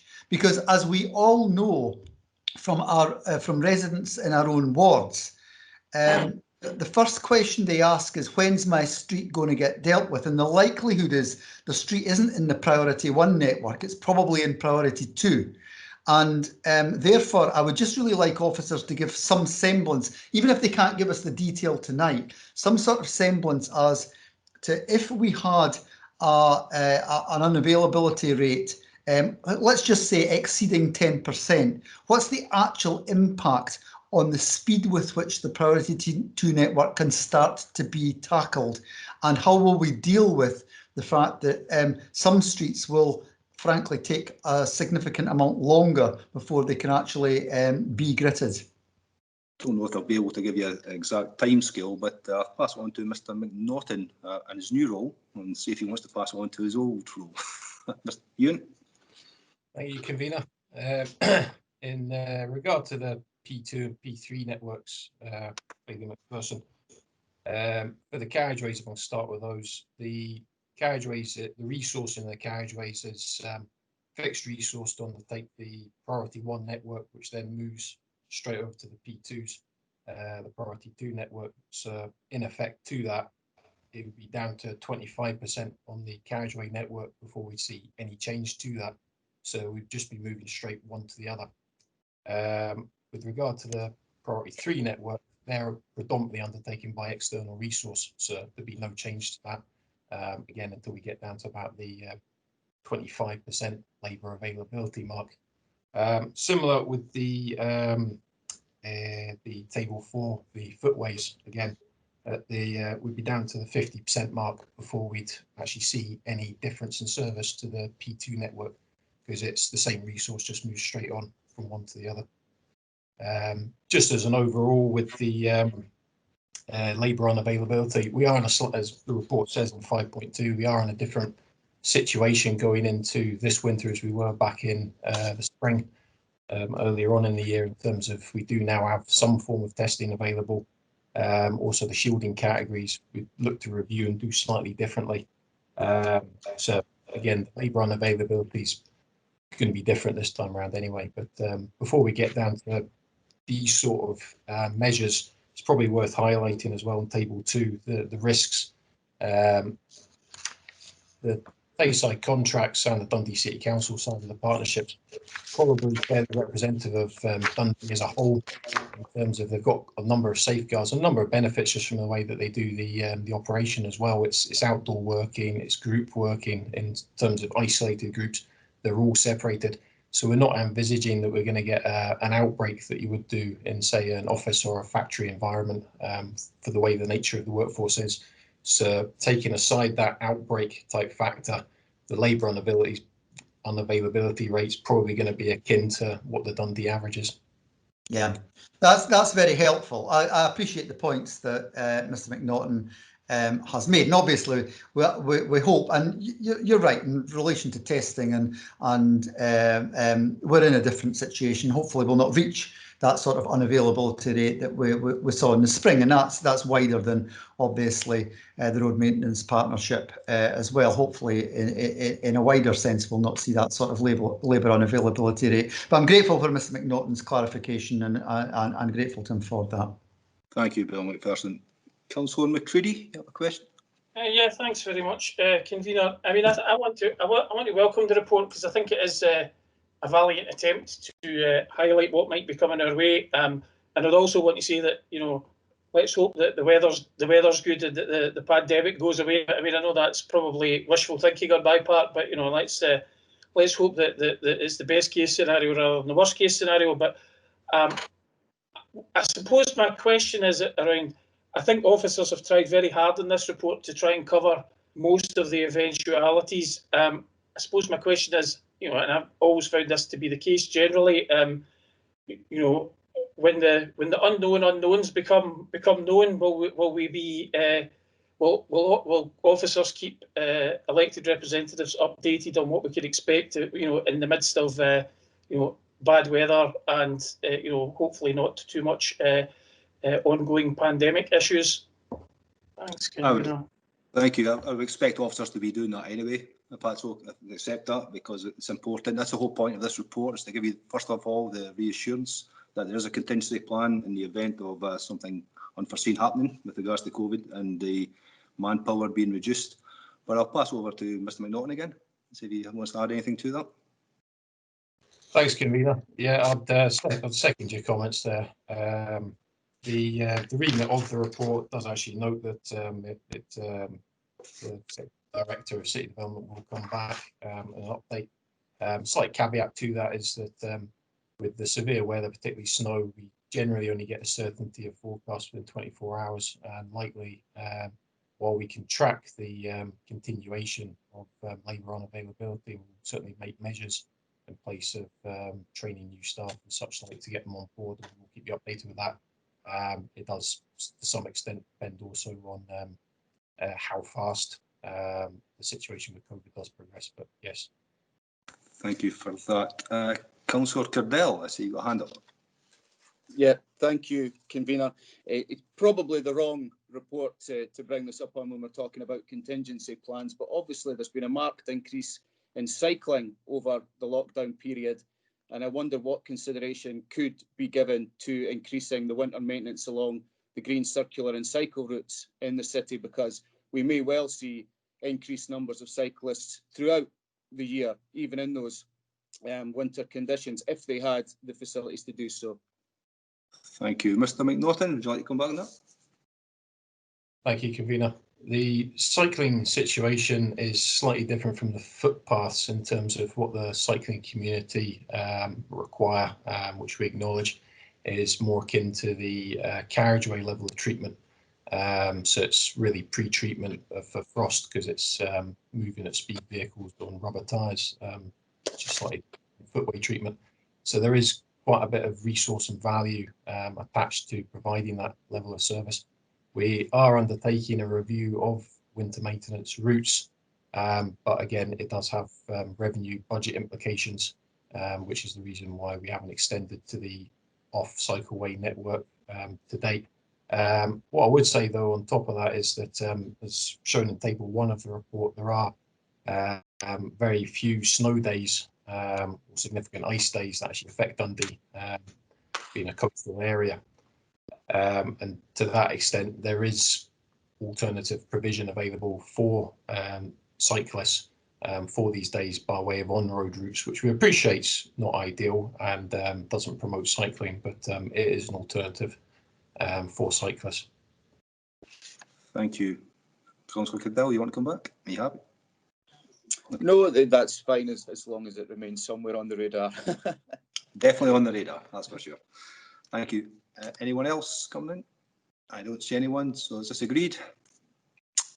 Thank you, agreed. Tracy, please. Okay. Item 6 is tenders received by the Head of Design and Property. Your approval is requested. This is seeking approval for Exec 5 tenders, total expenditure of 475,000 for EV charging installations at various locations across the city and a resurfacing of protected coatings on the West End School car bus. I've got Billy McPherson. First of all, Convener, I've got I suppose it's more a point of order or more a question about the accuracy of the tender report in front of us. Because on page 40, it gives the breakdown of the electric vehicle pop-up charging provision. And amongst the streets listed, it lists Blackness Road. Now, having had an exchange of correspondence with the corporate fleet operations manager about the proposed electric vehicle pop-up charging provision, which is actually in Blackness Avenue, I think actually the report is erroneous. I think the site in question is Blackness Avenue, and perhaps officers could clarify that. Thank you for highlighting that. Mr. Presswood?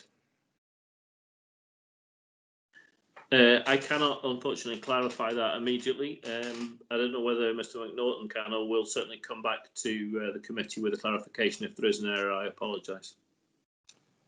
Yeah, Convener, apologies for that. It is Blackness Avenue.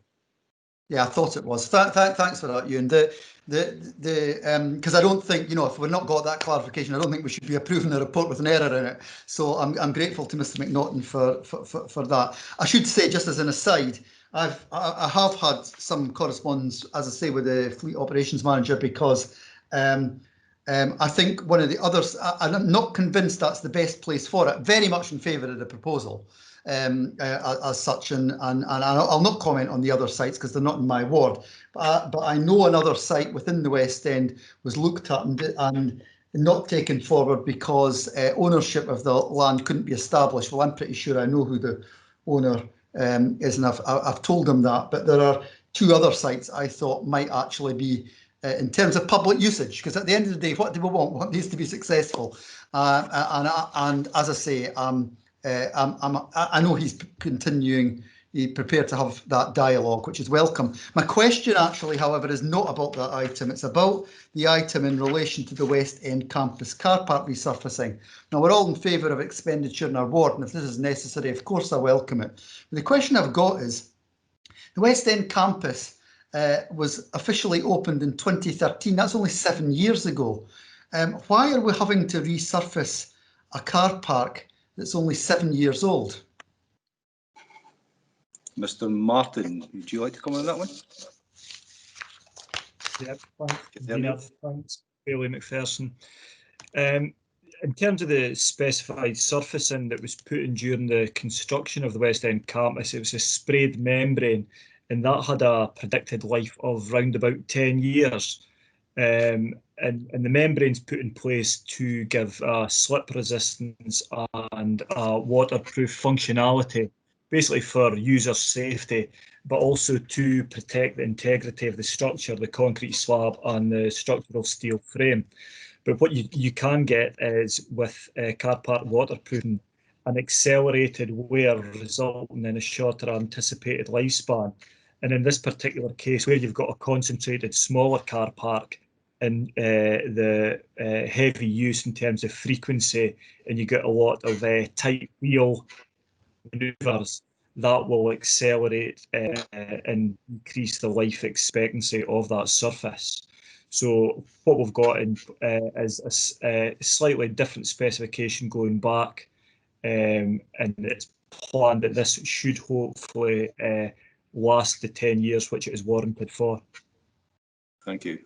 Right, can I just I'm grateful to Mr. Martin for that explanation. Clearly it needs done, and I'm not suggesting for a moment we shouldn't approve it. Of course we should. But I suppose the question I have is in relation to warranty. Is there any warranty aspect to this?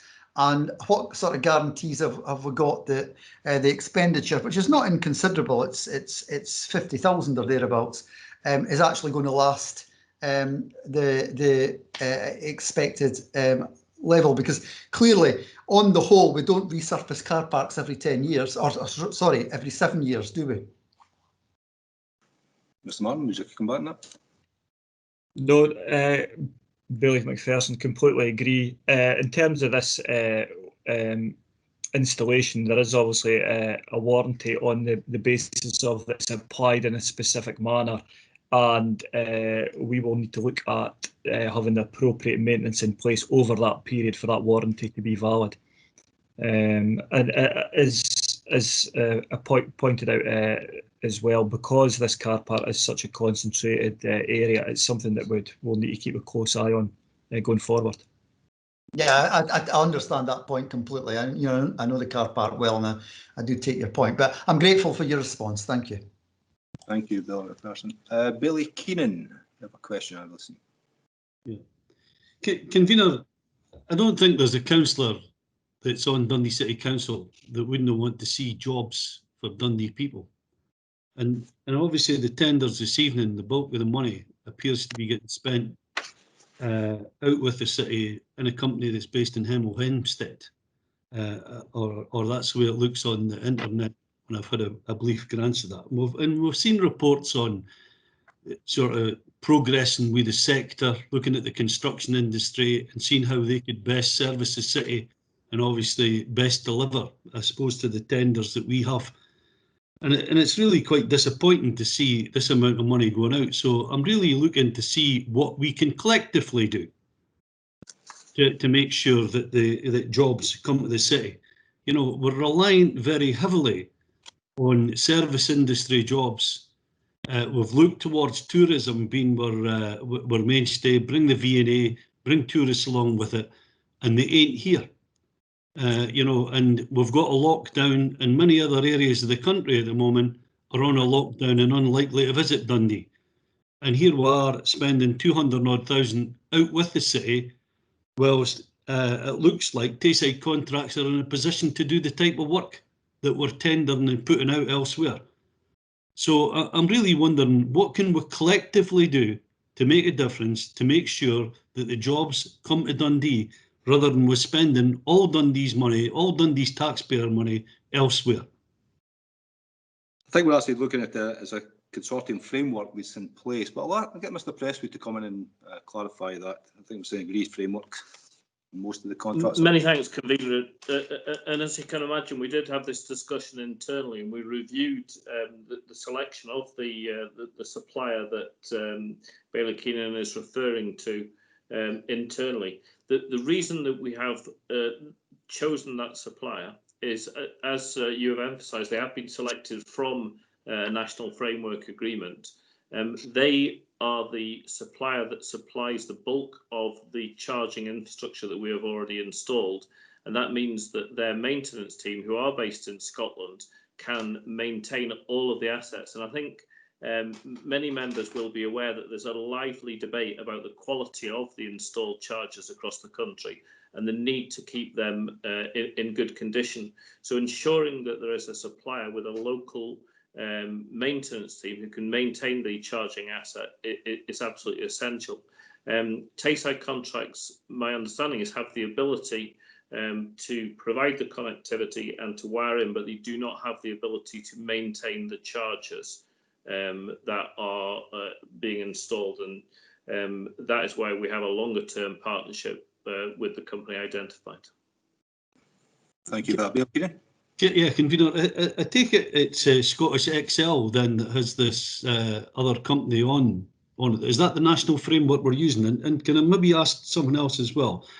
Is there parts of this job that could be broken down to take the charger out and have the construction work from that tender done within Dundee by a Dundee company? Mr. Press, would you like to come back on that again? We will certainly review whether that is possible. Obviously, that brings issues of dual warranties if you have two separate suppliers doing the work that would normally be done by one. In terms of the framework, the precise framework agreement, my report has printed them out very small, so I'm actually struggling to see. I think I might need new glasses. So I wonder whether Mr. Martin can just highlight which framework agreement has been used to select the supplier and installer of the chargers. It's Tayside Procurement Consortium Framework, if that's any help. Many thanks. Mr. Martin, would you like to come back and any comment? No, I would just, as Mr. Prestwood said, it is very much in terms of continuity and using the frameworks in place as the most efficient procurement route. But in terms of what Bailey Keenan's saying, we'll go back and in conjunction with Mr. Prestwood and Mr. McNaughton look at the delivery for going forward. Convener, thanks very much for that. I accept where we are on this one. I think we just need to do that bit more, even if it's breaking up a tender into a position where the work can be delivered locally by local people. There isn't an opportunity to save our city more than we have here without spending the money elsewhere. I raised the same questions at the conveners meeting myself, Bailey Keenan, and I think it's important we actually do look to bring jobs in. I agree with you totally there. Mr. Martin, I think, wants to come in. His hands up, I think. Thanks. Thank you, convener. It is. It was just to say that I think when members approved the COVID recovery plan back a couple of months ago, one of the things we committed to doing was looking more creatively at our capital programme and trying to see how much more we could try and encourage local business, local jobs, and the virtuous cycle that Bailey Keenan is talking about. There'll be an opportunity for members to look at the forthcoming procurement and commissioning plan that's been reported to Policy and Resources. I think we can develop the debate further, but the point I think Bailey Keenan's making is that if we're more focused on supplier development, contract management and the specification of what we're doing, then we should significantly look at doing that better than we currently do. There is, of course, a trade-off between that and price and the volume of work that gets done, and that's a typical debate. But I think, as members are clearly indicating, maximising the impact on the local economy just now for Dundee is really important to us. So we're happy to take that on board and look through not just this particular type of contracting, but a whole range of other contracts that we're involved in, and come back to members with reports on that. Thank you, Mr. Martin. Is anyone else on this? No. I will take this as agreed with the correction that Bailey McPherson raised, if that's okay. Thank you, it's agreed. Okay, item 7, update report on the Mobility Innovation Living Laboratory. You have a report before you. The MIL project seeks to place Dundee at the forefront of the new transport and mobility technology by offering the city as a testbed to which to develop and roll out new products. The report highlighting both successes and the challenges of working with the latest products and innovation in businesses is timely, and I particularly welcome the expanding fleet of shared vehicles within Dundee and the upcoming launch of the Embark Dundee Public Bike Share Scheme. I'm confident that the officers in city development will continue to explore new innovations and they take forward the next phase of the MIL project. I think I have Councillor Malone. Yeah, I mean, I think the initiatives in the paper are actually really welcome, and I think anybody looking at how we can develop an infrastructure that's more manageable and also in terms of the environment. One of the things that strikes me, maybe the wrong committee convener, but we are looking at a real development in things like Bluetooth technology. We're looking at e-payments and a lot of different initiatives, e-booking systems. And I think it might be helpful if we received a paper that said, how are we looking at the data protection in these areas? Because we are now kind of involved in multi-partner involvements. And I think it would be reassuring if we could get some kind of explanation of the data governance issues the data governance issues that may arise from such an extensive project. Thank you for that. Mr. Prestwood, would you like to comment on that or pass it on to? No, I think we're very happy to look into that. It's an interesting question. Obviously, some of these do not have any sensitive personal information, but I can easily understand the point that Councillor Malone's making. There may be aspects of this where sensitive personal information is being stored and passed potentially between partners. So I think it's important just to reassure ourselves. So I'd be more than happy to take that one off the table and to come back to members with a briefing note. Thank you for that. It's very, as you know, it's very important with GDPR. And I think the next report with MASS is one of these ones that we'll actually have to take into account going forward. There's no other questions on this, so is this agreed? Agreed. Thank you. Okay, item 8, tenders received by Head of Sustainable Transport and Roads, Mobility as a Service. Your approval is requested. This item is seeking approval for 2 separate tenders with a combined expenditure of approximately 345,000. The tenders are for professional services associated with mobility as a service, MAS, that's pilot within the city, development of new smart mobility app. Project commissions are a mobility innovation living laboratory programme and follow a competitive tender and procurement process. They are advantageous to bidders in terms of both quality and cost. Have questions on this? So we take that as approved. Yep, thank you. Okay, that takes us on to item 9, the Local Government Football Review Working Group, COSLA, into sports ground safety in Scotland. Again, you have a report before you. This report updates the committee on the work undertaken by COSLA to consider how best to support local authorities carry out their responsibilities for designated sport grounds, of which we have 2 in Dundee, Dens Park and Tannadice. The committee's agreement is to sought to establish a dedicated safety advisory group comprising of council officers, representatives from the emergency services and other stakeholders as appropriate. Have any questions? Councillor Duncan, I have this one. Thanks, convener. Just a fairly quick one. I think I noticed that we're being asked to approve the setting up of a dedicated safety advisory group for Dundee.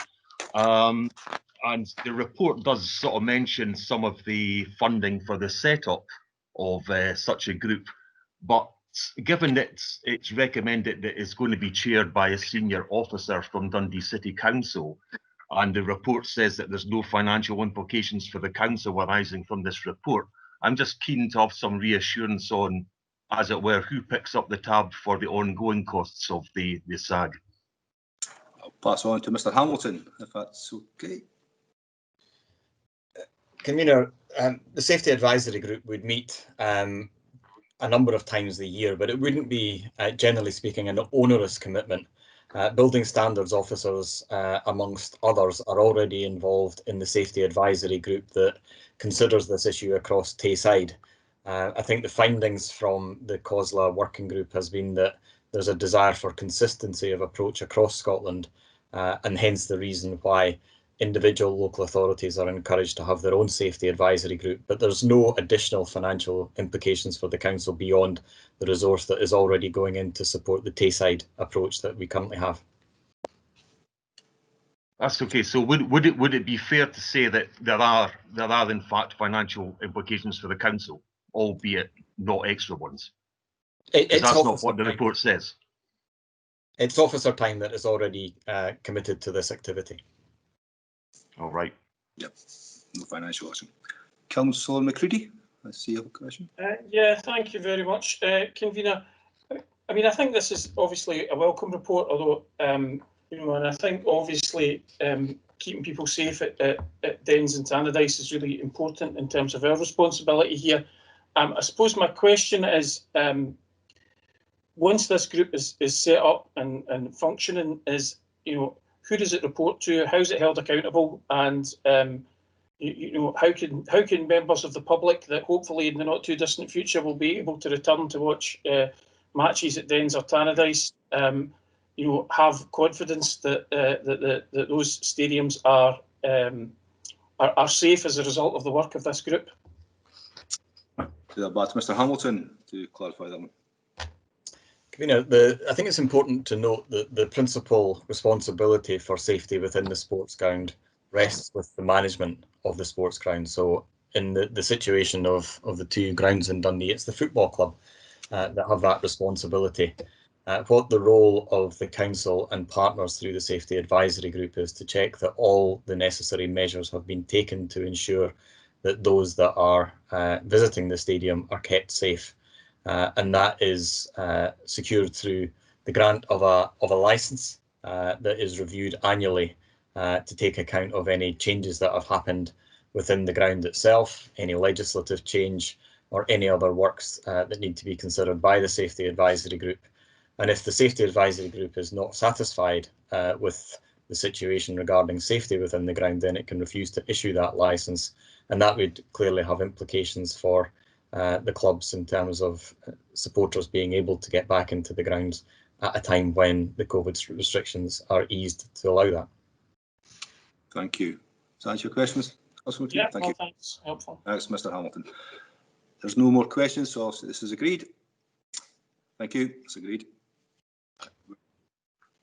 Confidential. Okay, that now takes us on to the confidential part of the agenda. Do you wish to deal with these items in the usual manner? No, I'd like to raise item 12, please. Sorry, was that Councillor Mara? It was Councillor Mara. Yes, thank you. No one else? On that basis, convener, can we ask the press and public to leave the meeting, please? Thank you.